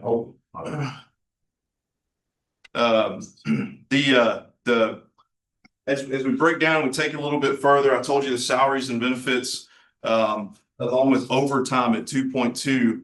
You see built-in overtime there. Let me explain. FLSA tells us, most employees can work 40 hours a week, right? And then they have to make overtime. Firefighters fall under an exemption, and so they can work 53 hours before they get into overtime. On a 3-shift rotation, our folks average 56 hours a week. And so just for working the shift work that we do, we come to work, we're paying an amount of what we call built-in overtime. They're earning a number of hours. Now, they take off sick, they take vacation, it backs out hours worked, right? There's some back and forth in there. But for the most part, we have to account for overtime. And so you'd say, what is all that overtime for? It's built in just for coming to work. The alternative to that is that we create a 4th shift that puts us under 53 a week, but that's another 41, 42 FTEs in the head count. And so it's definitely more cost effective just to pay that halftime and overtime to get us where we need to be. Paramedic school, the biggest cost of paramedic school is overtime because I'm sending them to school 2 times a week, off duty. They get paid for that. If I pull a firefighter off a truck to send them to school, I got to pay a firefighter to ride that truck on overtime. So you see a lot of your paramedic school is built in as overtime. Vehicle repair and maintenance, fuel, telecom, all things that are in the fire department budget that I really don't have a say in. I don't have control over. Our friends in fleet manage that. Our friends in IT help tell us this is what you have, this is what it's gonna cost, but we always see it in our budget. And so that's how it breaks down. And then, you get down here to your new funds, the 30,000 I talked about was like the revenue type money for the public safety training complex, the new paramedic school, and then obviously that monitor lease. And so as we deduct all that away from our 25 million, we're at 1.3. And so that's where your question, where do we get into the purchased services and those different types of things? And so of that 1.3, the way we see it break out is about 40%, 22 and 38 across the different functions of our department. If we talk about EMS and we talk about what EMS cost us, you get into that 40% over there and you're talking the pharmaceuticals, right? All the EMS supplies that we have to carry to provide service. The cardiac monitors, whether it's paying the lease, paying a little damages or anything that happens to them. That happens every once in a while. Medical director, we have to contract with the medical director. Costs us about $80,000 a year to be able to operate. We have to operate under some doctor's license. That's how we're allowed to practice medicine on the streets and in the back of an ambulance. And our medical supplies, blood is costly. Blood has, the blood business, it's a good thing we're in it because a lot of our folks, citizens and customers have needed it. We'll go a week and maybe not give blood. And then a couple weeks ago, we gave 3 units in 2 days, like to the point that we had to meet Fulton County Chief on Highway 59 for him to give us some blood and let us keep going to the hospital. Another partnership that we have with county EMS. But there's dollars associated with that, right? And then overall, like all the equipment, the stretchers in the ambulance, the stair chairs, the Lucas devices, our CPR devices, all of those things, annual maintenance contracts. We have to pay to keep that stuff functioning. And then anything that comes into community risk reduction, as far as our outreach programs, fall prevention, some of the things that we're trying to do more in the community, have a cost associated with them. In the middle there, 22% on the fire side of things, the same thing. Every pump on every fire truck has to be certified annually. We have to send that through and have those trucks approved, tested and approved. All the ladders get safety tested every year. It's a compliance things that we have to do. We don't have a choice in spending money on that. I guess we do have a choice, but that would be a very bad business model, right? And I like my job, so we'll continue to do those things. Self-contained breathing apparatus, all the maintenance, all of those things are just more things that come out of this middle 22% there. It says consumables on there. You would think fire hose is not a consumable, but we damage fire hose in burning buildings occasionally. We damage tools and equipment occasionally. And so we have to keep some money back to be able to keep that stuff functioning to the right level. PPE maintenance, all of our gear under the state, under Texas Commission on Fire Protection, all of our gear has to be sent off for advanced inspection every year. I can do it in-house, it's going to cost me a lot more money. We contract with a provider to do that for us, but that's state mandated. We have to spend money on that. And it's the smart and right thing to do from a safety standpoint. And then last column here on the right, the 38% is things that are more for our employees, and so it's the gear. And if you look at our budget, you see uniforms, right? And that is misleading because you would look at that and say, Chief, you spent a lot of money on uniforms. It's structural turnout gear. Our firefighting coat, our firefighting pants, our helmet, our boots, gloves, everything to the tune of about $3,000 per set. And our folks have 2 sets of that stuff. They have 2 sets for cancer prevention. When they make a fire, they get soiled, gear is dirty, they come back, they shower, they put their clean gear on, and we wash the old stuff.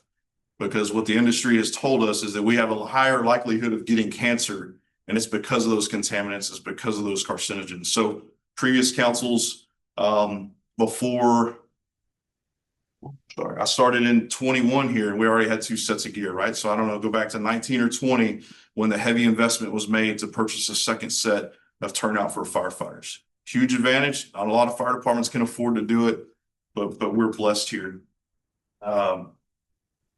Promotions, wellness, physicals, I want to see us in a better physical. Every year we do an NFPA physical. It's a standard-based national fire protection, says firefighters should be tested and go through a physical at this level.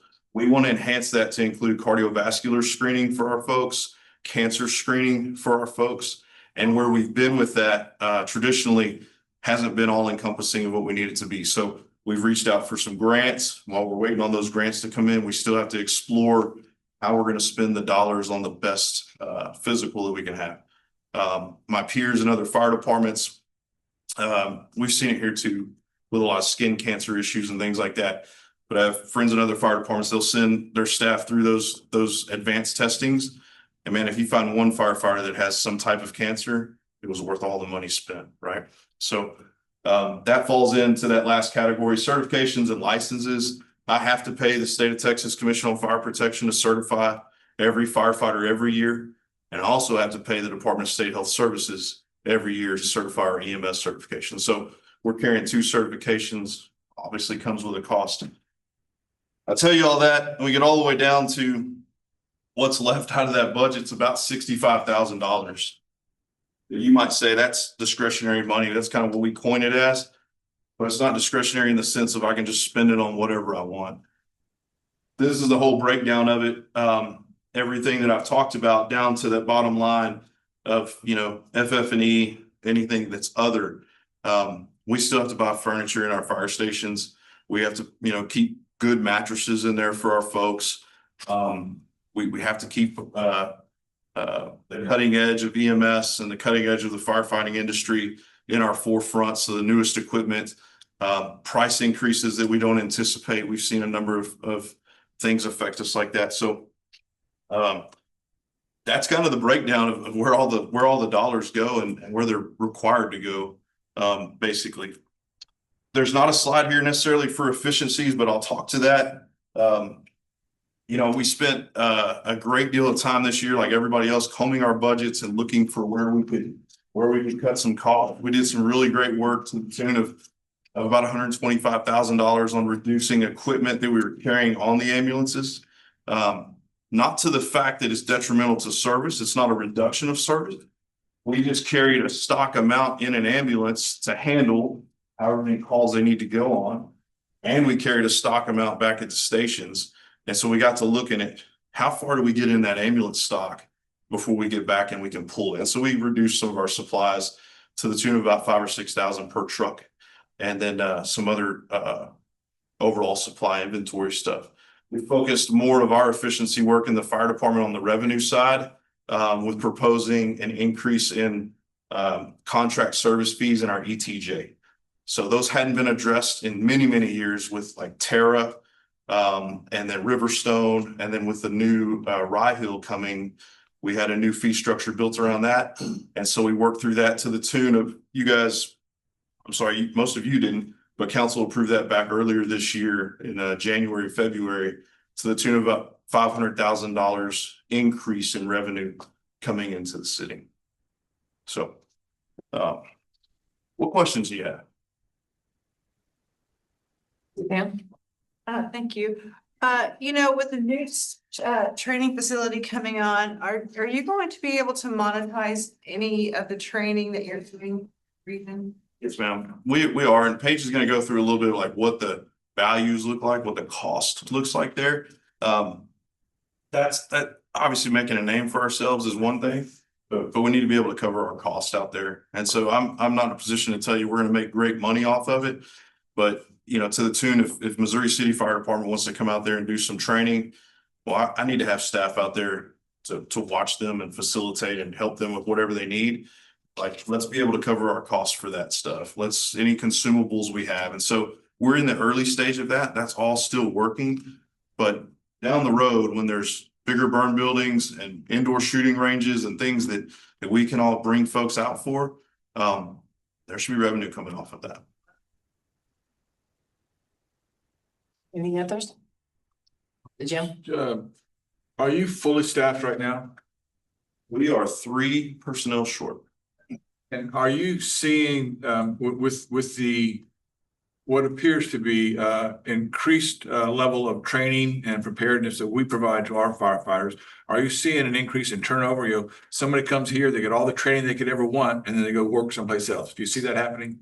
I don't. We have such a low turnover, where we're losing, I shouldn't say losing folks, where we're creating openings are folks that are retiring. Yeah. We have some very well tenured folks in this organization, 25, 30 plus years, and we have a retirement coming at the end of the year of a 31-year guy, lieutenant, you know, and he's ready to go. Some people leave, some people decide like this isn't for them. It's not that Sugarland's not for them, it's this aspect of the service is not. And so if I lose folks, if I think back to 3 that left last year, they all went to another fire department that doesn't provide EMS transports. We lost a firefighter to Fort Bend County Hazmat. It's a different service. It's something different. So we're very fortunate. Folks want to work here, and they're not leaving to go to your Pearlands or your Spring or your Baytown or anybody that's a comparable department to us. Good. Yeah. Well, I'm glad that public training facility is being heavily utilized by you all, so that's great. But anyway, thank you for your presentation, and thank you so much for everything your department does for us, for our businesses and residents here. Appreciate it. Hey, thank y'all. Appreciate it. Thanks, Chief.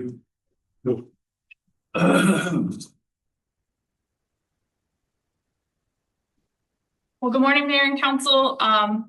You may have seen me before in some of our emergency management training, but my name is Paige Levanti. I am the training center manager for Public Safety Training Complex.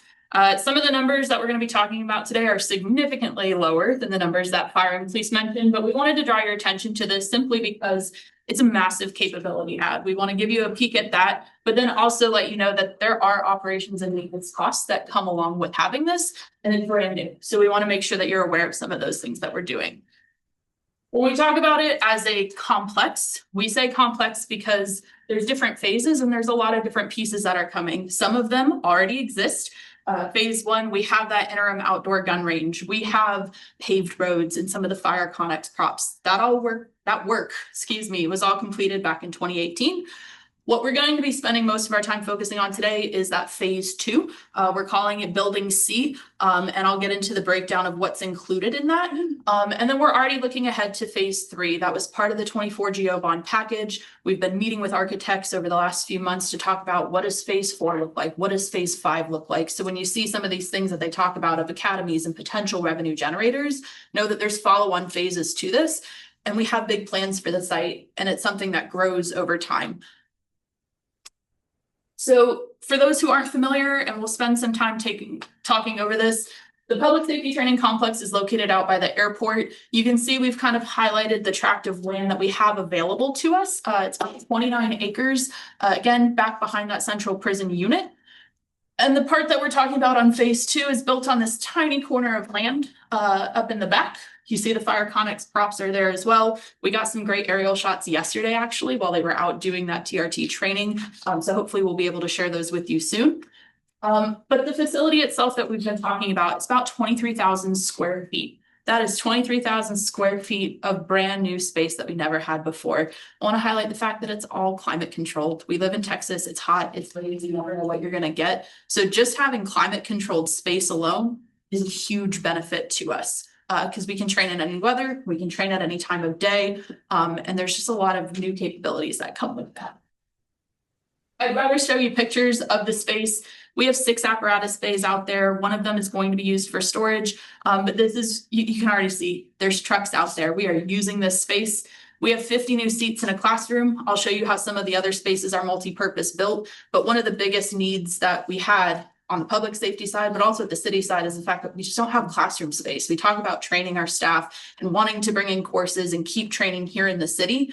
We frankly don't have the space. Even OEM is borrowing PD spaces, borrowing fire space, and we do a great job sharing the resources that we have, but just 50 seats in a state-of-the-art classroom is huge. We can host things now. We also see the romper room up at the top. Again, it's a big, open, climate-controlled space. You can pull vehicles into there. The police department can conduct their tactical training in there. Huge capability out of just being able to use a space for, frankly, whatever we need it for. You can also see on the police department side, we have a tactical simulation training area. we can move these walls, break them down, make this as realistic as possible for what does it look like to go into a house? What does it look like to go in where there's two doors on one side, where there's angles that you can't see, where there's furniture to trip over? There's lots of good opportunity here. And you can see that we now have a mezzanine built in. So from a training perspective, you could have new recruits stand at the top and watch as somebody is conducting training activities below. You can film it so that folks can see, what did I do well? What did I not do well? And we have great secure space for us to be able to conduct this reality-based training. Again, regardless of weather, regardless of shift or time of day. What you can also see that we did here, and we'll see it again in the romper room, is we can also convert this space into classroom use. We talked about having multiple trainings going on at the same time. If we desperately wanted to, we could probably fit about 100 students on the site a day if we wanted to run simultaneous training. Again, there's follow-on support services that come with that we have some site limitations. But push comes to shove, we can fit a lot of students in this space all at once. So that way we're not sacrificing fire training for PD training using the classroom. We're sacrificing public works training because they're also a large factor in public safety and what we feel is this site. When we talk about some of the specialties of the site, I want to highlight there's certain tools that are purpose-built into this that allow us to be better at what we do. The SCBA machines on site, if fire is burning nearby, if they're using this equipment, being able to fill their trucks and not have to go back to the station to be able to return to service is a massive win. It reduces the time to service.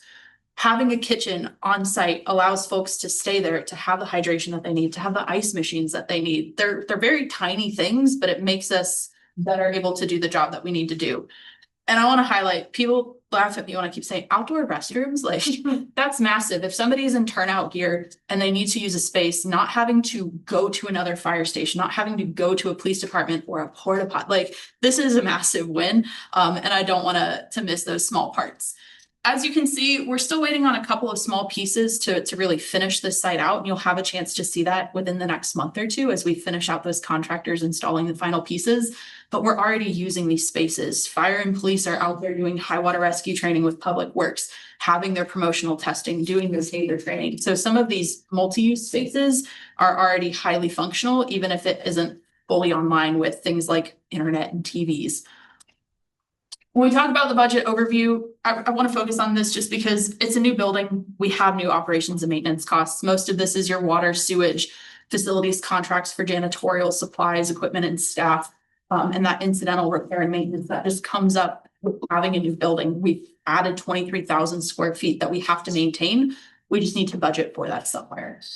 We've decided to make this as lean as practicable for operations. This budget was reviewed by both police, fire, public works.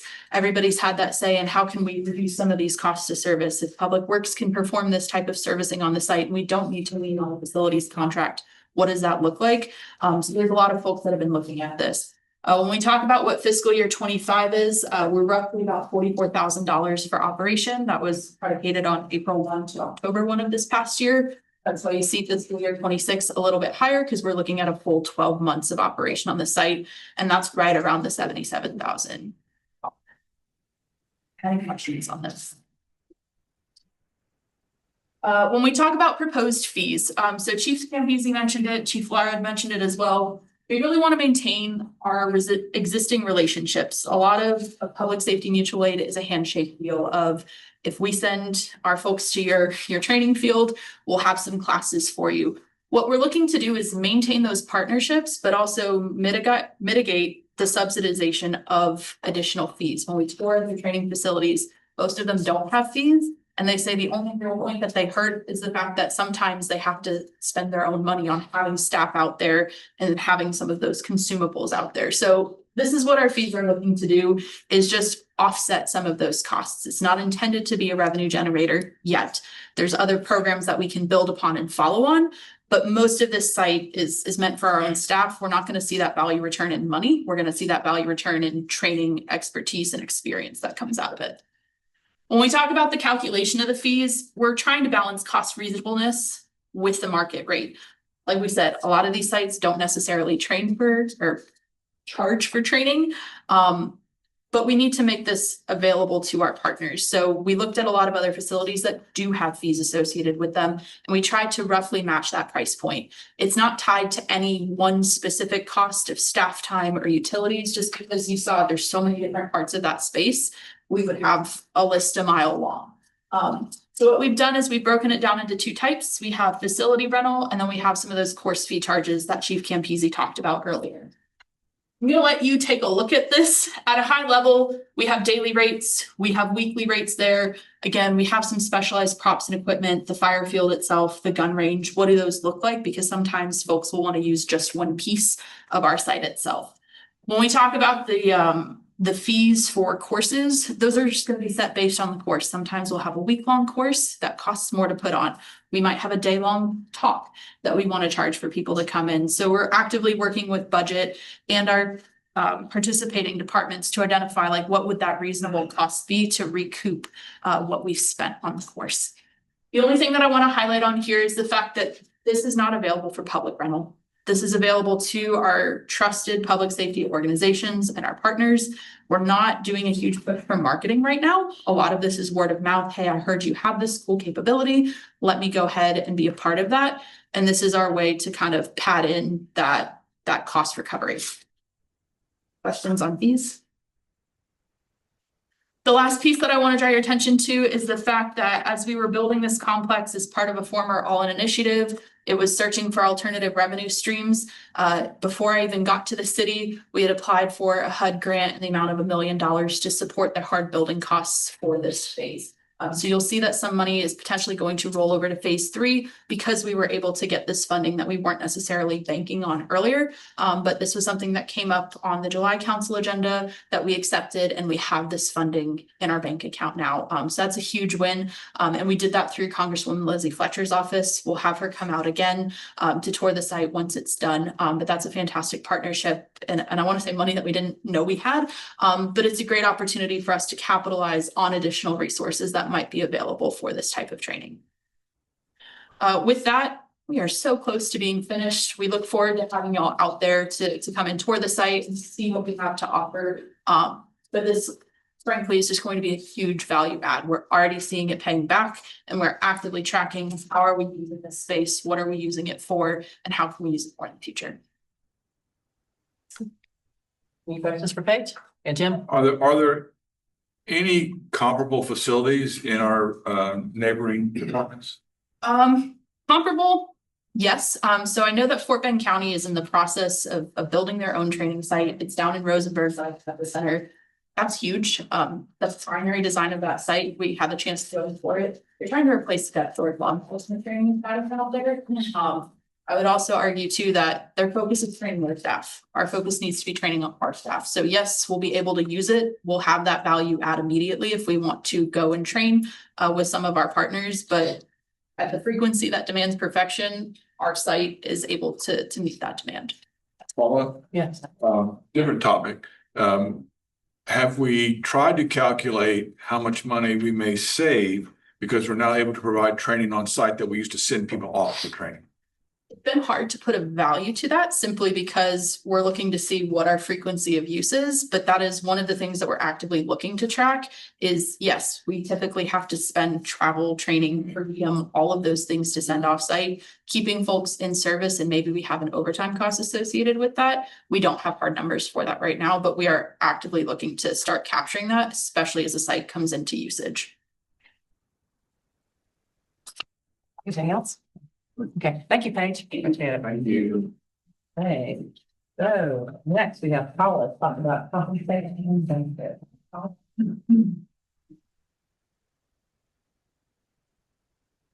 Morning. Good morning. Great. Hey, my name is Paula Ketchka. I'm the Director of People and Culture, and I'm here to talk to you about compensation and benefits, about the investment that we make in our employees through our total reward strategies. So how do we know what we need to do? That's simply by following our the council's compensation policy. So you heard Chalet and other people reference the financial management policies. We have the city's compensation philosophy, which gives me and my staff the direction from council. So this policy was last approved as resolution 2426 back in January of 24. This policy serves as the value for establishing salary and benefits administration and maintenance guidelines. So basically, the tenets for this policy are to recognize the value our employees bring every day, to pay competitively to attract and retain top talent, ensure fairness and equity in our pay practices, reward performance through merit and recognition programs, and offer competitive group benefits, and evaluate all of these strategies through our benefits burden approach. So the items that we'll be talking about this morning will be the FY26 compensation salary structures and pay tables, merit and performance awards. We'll also talk about TMRS, which is the city's pension system, our group health benefits, and we'll wrap up with the benefits burden calculation and assessment, and then finalize the presentation with our benefits funding statement.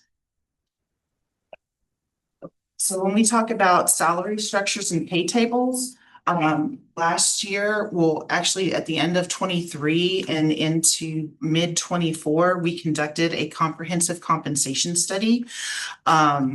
This resulted in the council adopting grade step tables for our public safety groups, police and detention, dispatch and fire EMS. And then continuing with our range strategy for our non-public safety groups. So we have that broken out into non-exempt, exempt, then city leadership and elected officials. So when we talk about our pay structures, this is what we're referring to. So for FY26, we are proposing structure movements of all 6 of those structures by 3.5%. This would require an adjustment to the grade step plans for our public safety groups, those 3. And then the adjustments to the structures for the non-public safety. The difference there being when we talk about structure changes, we're only adjusting the ranges, the minimum, the midpoint, and the maximum. And we do not have individual adjustments to, across the board adjustments to all employees.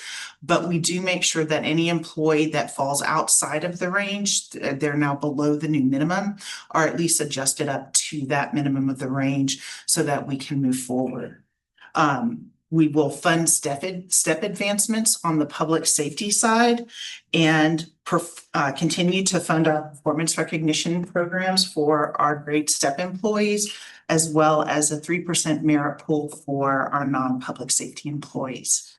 And so this is the $3 million that we were talking about earlier in the presentation for all of these adjustments. I've got this question. This 3% merit pool, is it the 3% of only those people who are eligible or 3% of the total? No, 3% for the positions that are available for merit. So it wouldn't be 3% of the whole city because the portion that we need for public safety is going to be funded for their step advancements. Yes, sir. Thank you. So it's just 3% of the positions that excludes that excludes vacancies? Yes, ma'am. No, well, we do have some funding there if we intend to fill a vacancy. So if we propose that vacancy to be filled, then we need to make sure that we have the funding for merit to apply when it happens. If the decision is made to leave it vacant, then that is a salary savings, it falls to the bottom line. If that is a position that, like Shalay said, we identified positions that were closing, they were not included in the setting of the 3% merit pool. And then for the benefit of the new council members, they do the structure movements first and then apply merit after that. And the other thing too is if a company starts this year, so let's say their hire date was March 1st, they would get a prorated portion of merit because they didn't work the entire fiscal year. So there are some things that go into it which allow us to set a merit matrix that we haven't finalized it yet because we're waiting for the approval of the budget, but that merit matrix might be, say, from 0% to 5%, so that those employees that are our top performers may see something a little above average, where those employees that are tried and true performers might see closer to the average or maybe a little under. So to give you an idea of what a grade step system looks like, because we wanted to just give you a visual, for those of you who aren't familiar with it, I just pulled two of the ranges. I'm sorry, two of the steps. The first one is our police officer range, and then the second grouping is a firefighter range. And so you heard Chief Campisi and Chief Laura talk about how the grade and step tables have been able to help them attract different types of employees to police and fire. So the top row for the police, you see FY25, step 1. If we hire an officer in newly certified, very minimal experience, we would hire them in at step 1. And so today that officer would start at 75,605. When the structures move for FY26, that hiring rate would become 78,250. If it's a lateral employee, then it would depend on where they fall in the lateral guidelines as to if we bring them in at step 2 or step 3 or what have you. And then each year, and when we talk about step advancements, because of tenure position on their anniversary, the officer becomes eligible to take a step advancement. So if we hired an officer, again, March 1st, at 75, when we adjust the structure, that officer's pay will move to 78. And then come March 1st of 26, they will take its step advancement to step 2. And so that's how the grade step program works. And then below that, you see the bottom two numbers, or 2 rows, that is a firefighter. So this is not a firefighter paramedic. This is a firefighter with EMT certification. The structure for FY25 and what we're proposing for FY26. Yeah. Paula, does each step equate to 1 year of service and you automatically move forward? Yes, it does. We move them following at the start of the pay period following their anniversary. And so as you see, we only go to step 10. So any firefighter or police officer that end up staying in that as their whole career, yes, ultimately they will be topped out.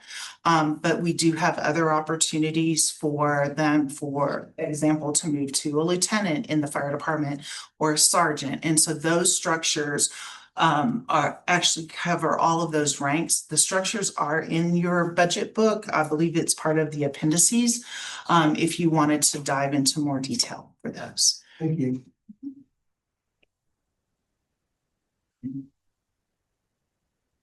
Next, we'll move on to Texas Municipal Retirement System.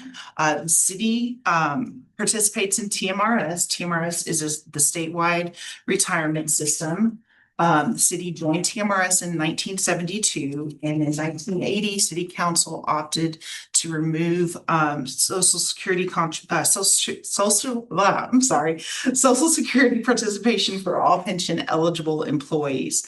So other than TMRS, our employees only have the option of participating in our deferred comp program, or sometimes we refer to it as a 457 plan.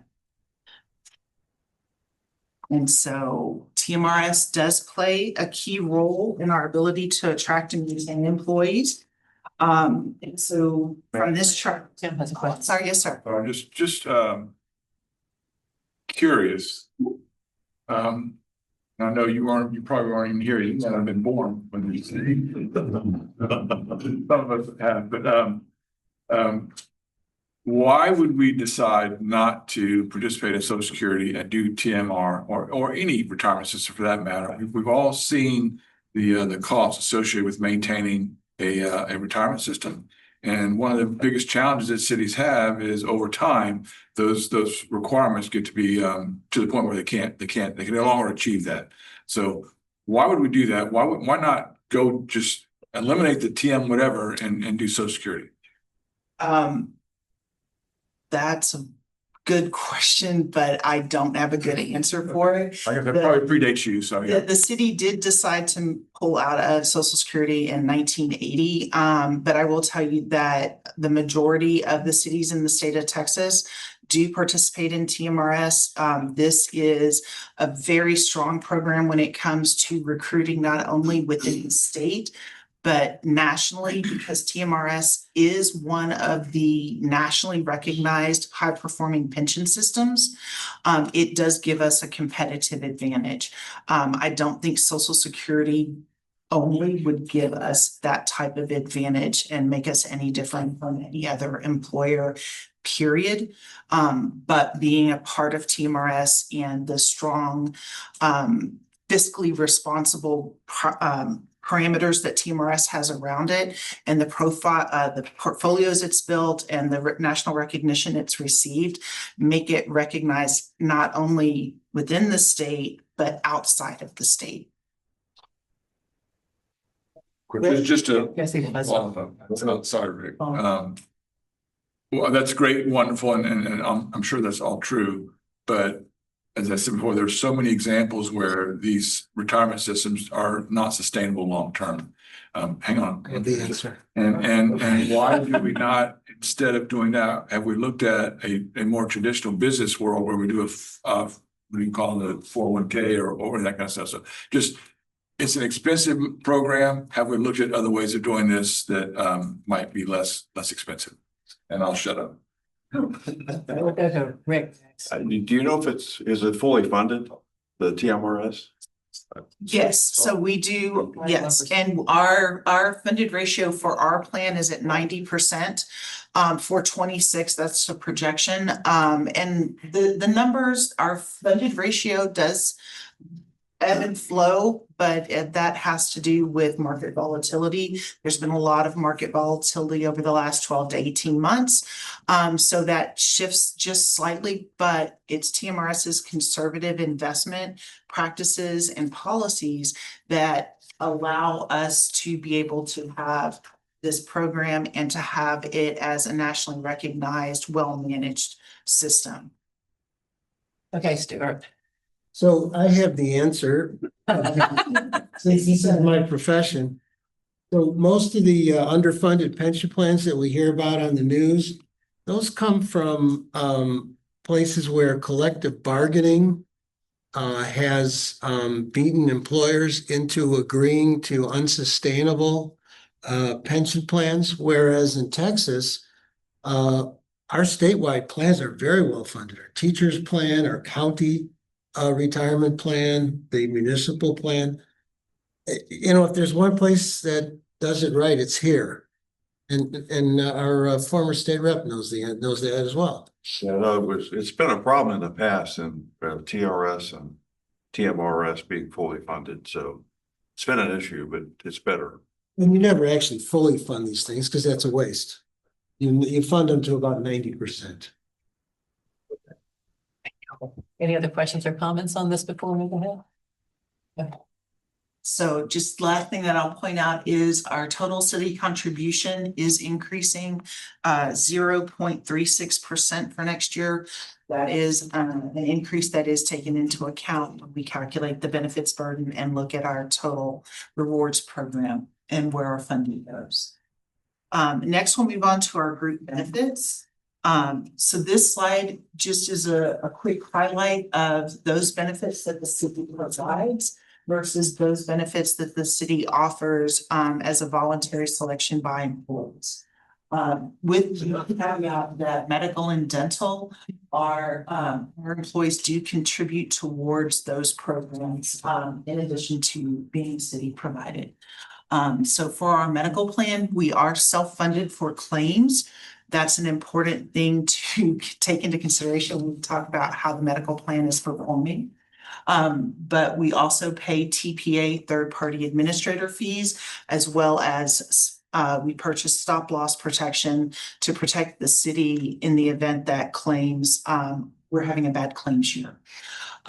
We offer 3 programs, options for the medical plan. We have the Kelsey Care HMO. There are 2 plan options so that employees can tailor it to fit their personal needs, and a high deductible health plan with an HSA associated with it. If employees are interested in the tax savings opportunities of an HSA.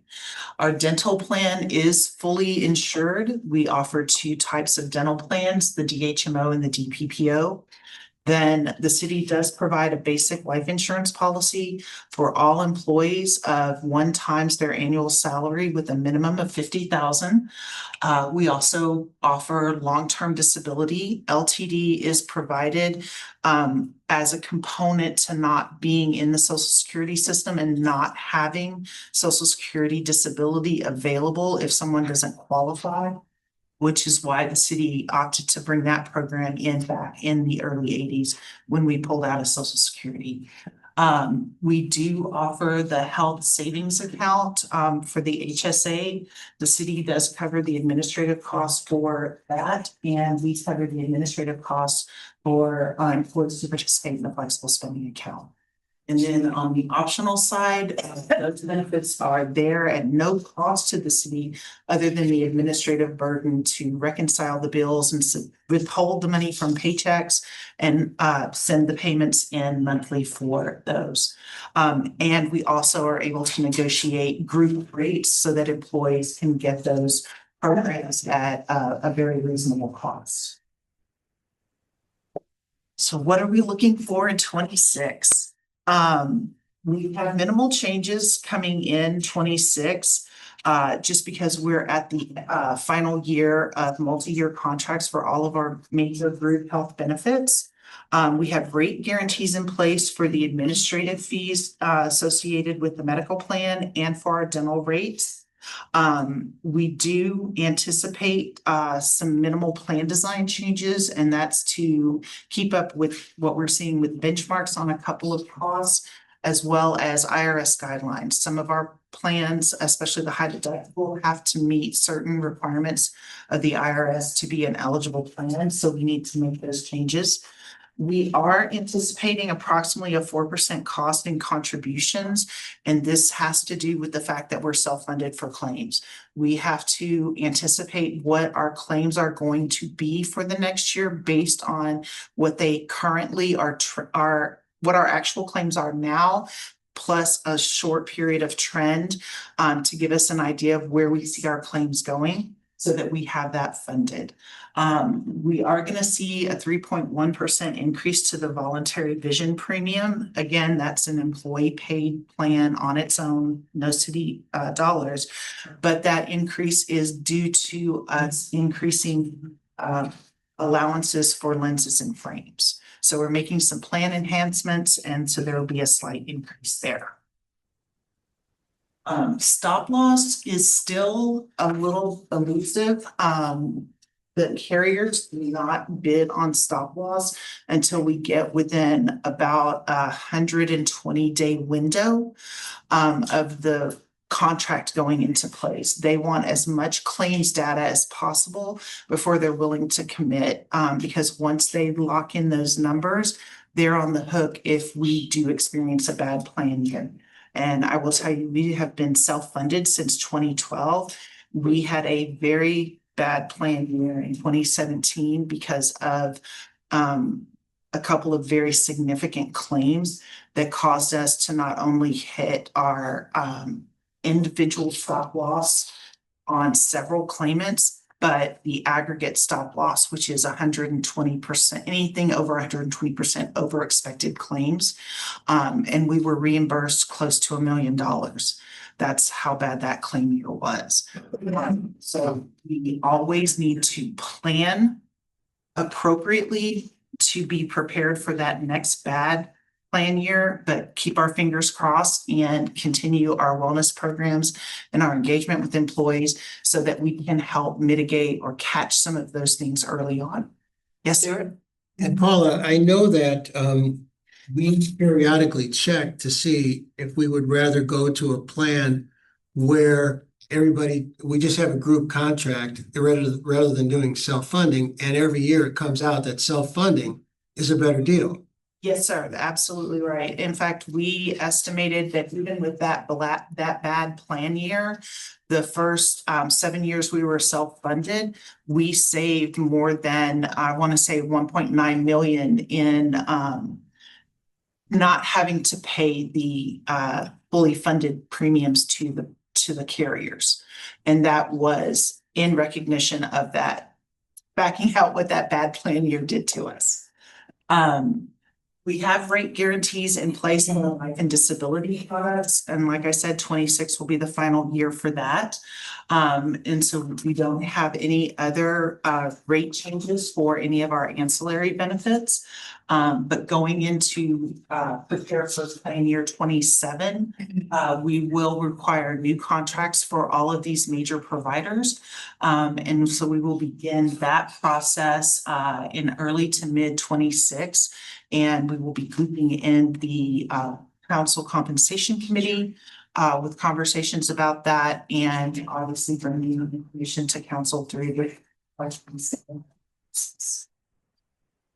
So hearing all of that, as we look at what our benefits burden is, our policy does state that the benefits burden needs to be better than that of the private sector. So every year we calculate what our benefits burden is. That's the cost of benefits compared to other months. And we pulled not only the state and local government just to keep a tab on how we're performing with our peers, but we focus on private sector 500 plus employees because we are a 500 plus employer. And you can see from this, we are well within the policy requirements for that. And then our final slide is the Employee Benefits Fund. This is a snapshot of the income statement for the Benefits Fund. I have budget here to answer budgety questions, but I'm happy to answer any questions you have about this. But what you can see is our revenues and expenses. And again, we have to anticipate 100% spend on claims.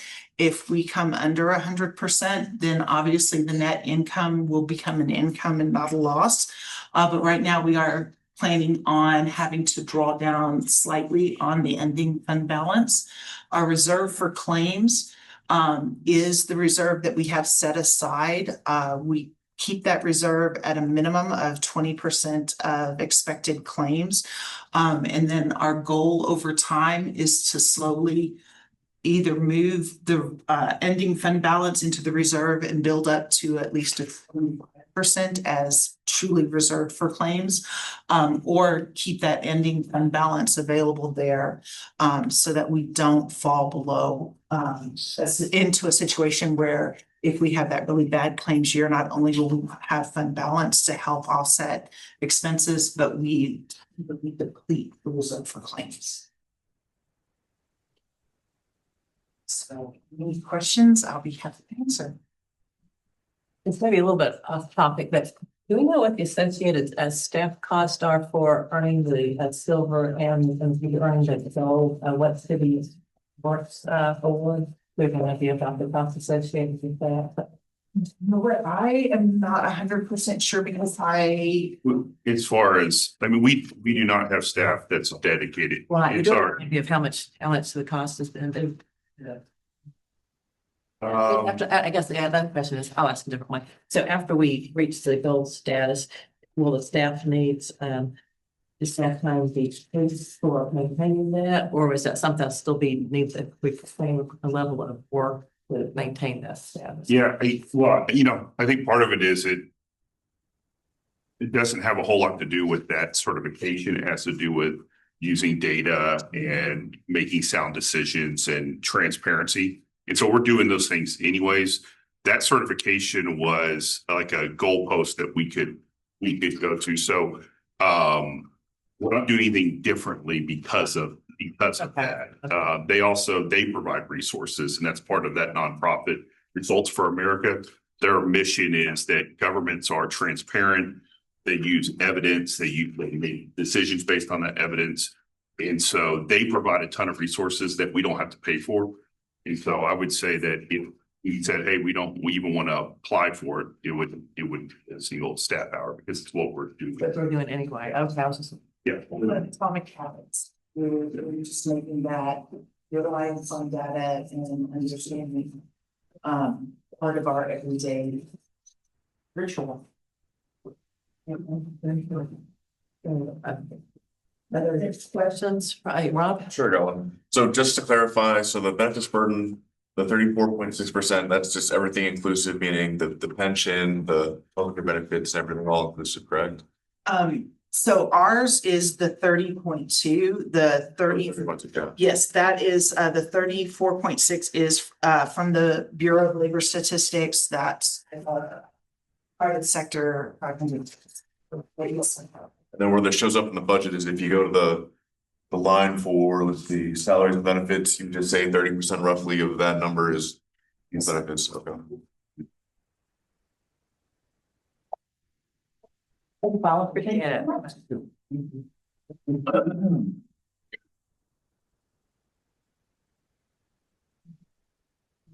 I had a, well, for you, so I had a final question, this final comment. So, yeah, it's very important for our M&O budget to be balanced with the revaluation. So as I brought up earlier, I'm just not feeling warm and fuzzy that we'll get 3.5% valuation for FY 27. And so I want to make sure that we're well positioned for FY 27. So I'd appreciate seeing a sensitivity at the next with just as I said, as a sensitivity at 1.5%, as opposed to 3.5% for FY 27 and 28 as well, just to sort of see how we're positioned. Yeah. Just as a reminder, and like we said, we'll talk about property tax. The 3.5% is revenue, and it's the breakup of the assessed value plus the rate. So just as a review of that. So, just in property taxes are just one component of how you fund the Right, budget. exactly, because I know sales tax is the other component, Yeah. a larger component of it, but Yeah. I just want to make sure we're, yeah. okay, this is just a walkthrough of what is to come next. As I said, this is part 1 of a 4-part series. So we have the workshops coming on August 14th, and that we will specifically talking about our capital improvement plan and property taxes we discussed today and the debt service. We have also invited airport just to allow more flexibility on week 4 in case we have any additional follow-up. Week 3, we're jumping back to the general fund to allow a few more departmental presentations to provide some more context of what's in those numbers in your budget book. And then we will be talking about our special revenue funds and internal service funds as well. And then jumping to August 28th is our enterprise funds. We will be talking about our utility rates and then also any economic development. For the truth and taxation piece, this is the schedule outlined. There's several different dates to keep in mind with this that we have to do by state. But the first is we were talking about, as I said, next Thursday on our proposed tax rate. And then that will come to council for a record of the vote on the 19th. We will then have published that information so all residents can see it and what it will be in the newspaper in order to allow them to let them know that there will be a public hearing and we officially adopt the rate on September 16th. Cool. Just some other key things. We do have some public hearings coming up on the proposed budget on the 19th, along with the record of the tax rate. And on September 2nd, we have public hearing in association with our fee ordinance and the PIDs. And we will also bring to that day the amendment of the fiscal year 25's budget, that final change. And then September 16th is the big party where we finalize everything we've been working on so long with the that's how I view it. The approval of the fiscal year 26 budget, will adopt the budget, the CIP plan, and approve the tax rate. This has taken a huge amount of work on everyone's part. I really appreciate that. And any final questions or comments from Rob? Or a process question. So for the schedule for setting the tax rate, we're gonna discuss it on the 14th, then we have a record vote on the 19th. Barring any major changes to the budget, of course. Is that pretty much set, or is it still for the final vote in the 16th? There's flexibility there. There are changes. So the record vote just tells everyone this is what we're going to move. The reason the timing is we don't get the certified values till the end of July. So it's a kind of a crunch time where we have to fit everything in. I know the state is who drives this schedule for us. Yeah, and listen, I mean, the reality is there's a lot of anxiety on this council about that tax rate, right? I mean, I've heard it, we've talked about it. And so what I would encourage you to do, what I would recommend you do is, you let the public know what the proposed tax rate is. You can do a lower tax rate. It doesn't hear what the public has to say. And so I think the worst thing council could do is say, we're going to go out and propose one for the public. Because what you're doing is you're saying, public, here it is, give us your feedback. My recommendation would be do that based on the what's in the budget, and then let the process work itself out. And then on the 16th is when you make your final decisions. I agree. Just one, so currently proposed is 1 cent across both portion of property tax. Between the MNO and the combined is 1 cent. Yes. Yes. 0.36210. Yeah, and we'll get into it, but you look at every budget year, it's always shifting back and forth. And part of the reason why is other cities don't necessarily do it the same way. And so they're seeing huge shifts in their tax rate every single year. I mean, we have neighboring cities that are going up 11 cents, that are going up 2 cents, that are going up 3 cents. And so this council's always kind of give the direction that we want to give our businesses consistency. We want to give the public consistency. And so the council's wanted that flexibility to where, debt service responsibilities are shifting every year. And if you are only looking at it for 1 year, you're going to get yourself into positions to where you're doing that. So that's why it's managed that way. It gives the flexibility. The GO bonds, 5 cents, right? I mean, like that was before tariffs and everything else. So there's, we're looking for maximum flexibility. Because at the end of the day, the voters said they want these, and we need to figure out how to deliver them. So, yeah. Anything else? Okay. Thank you, guys. Oh, okay, time to adjourn. Okay, we're adjourned.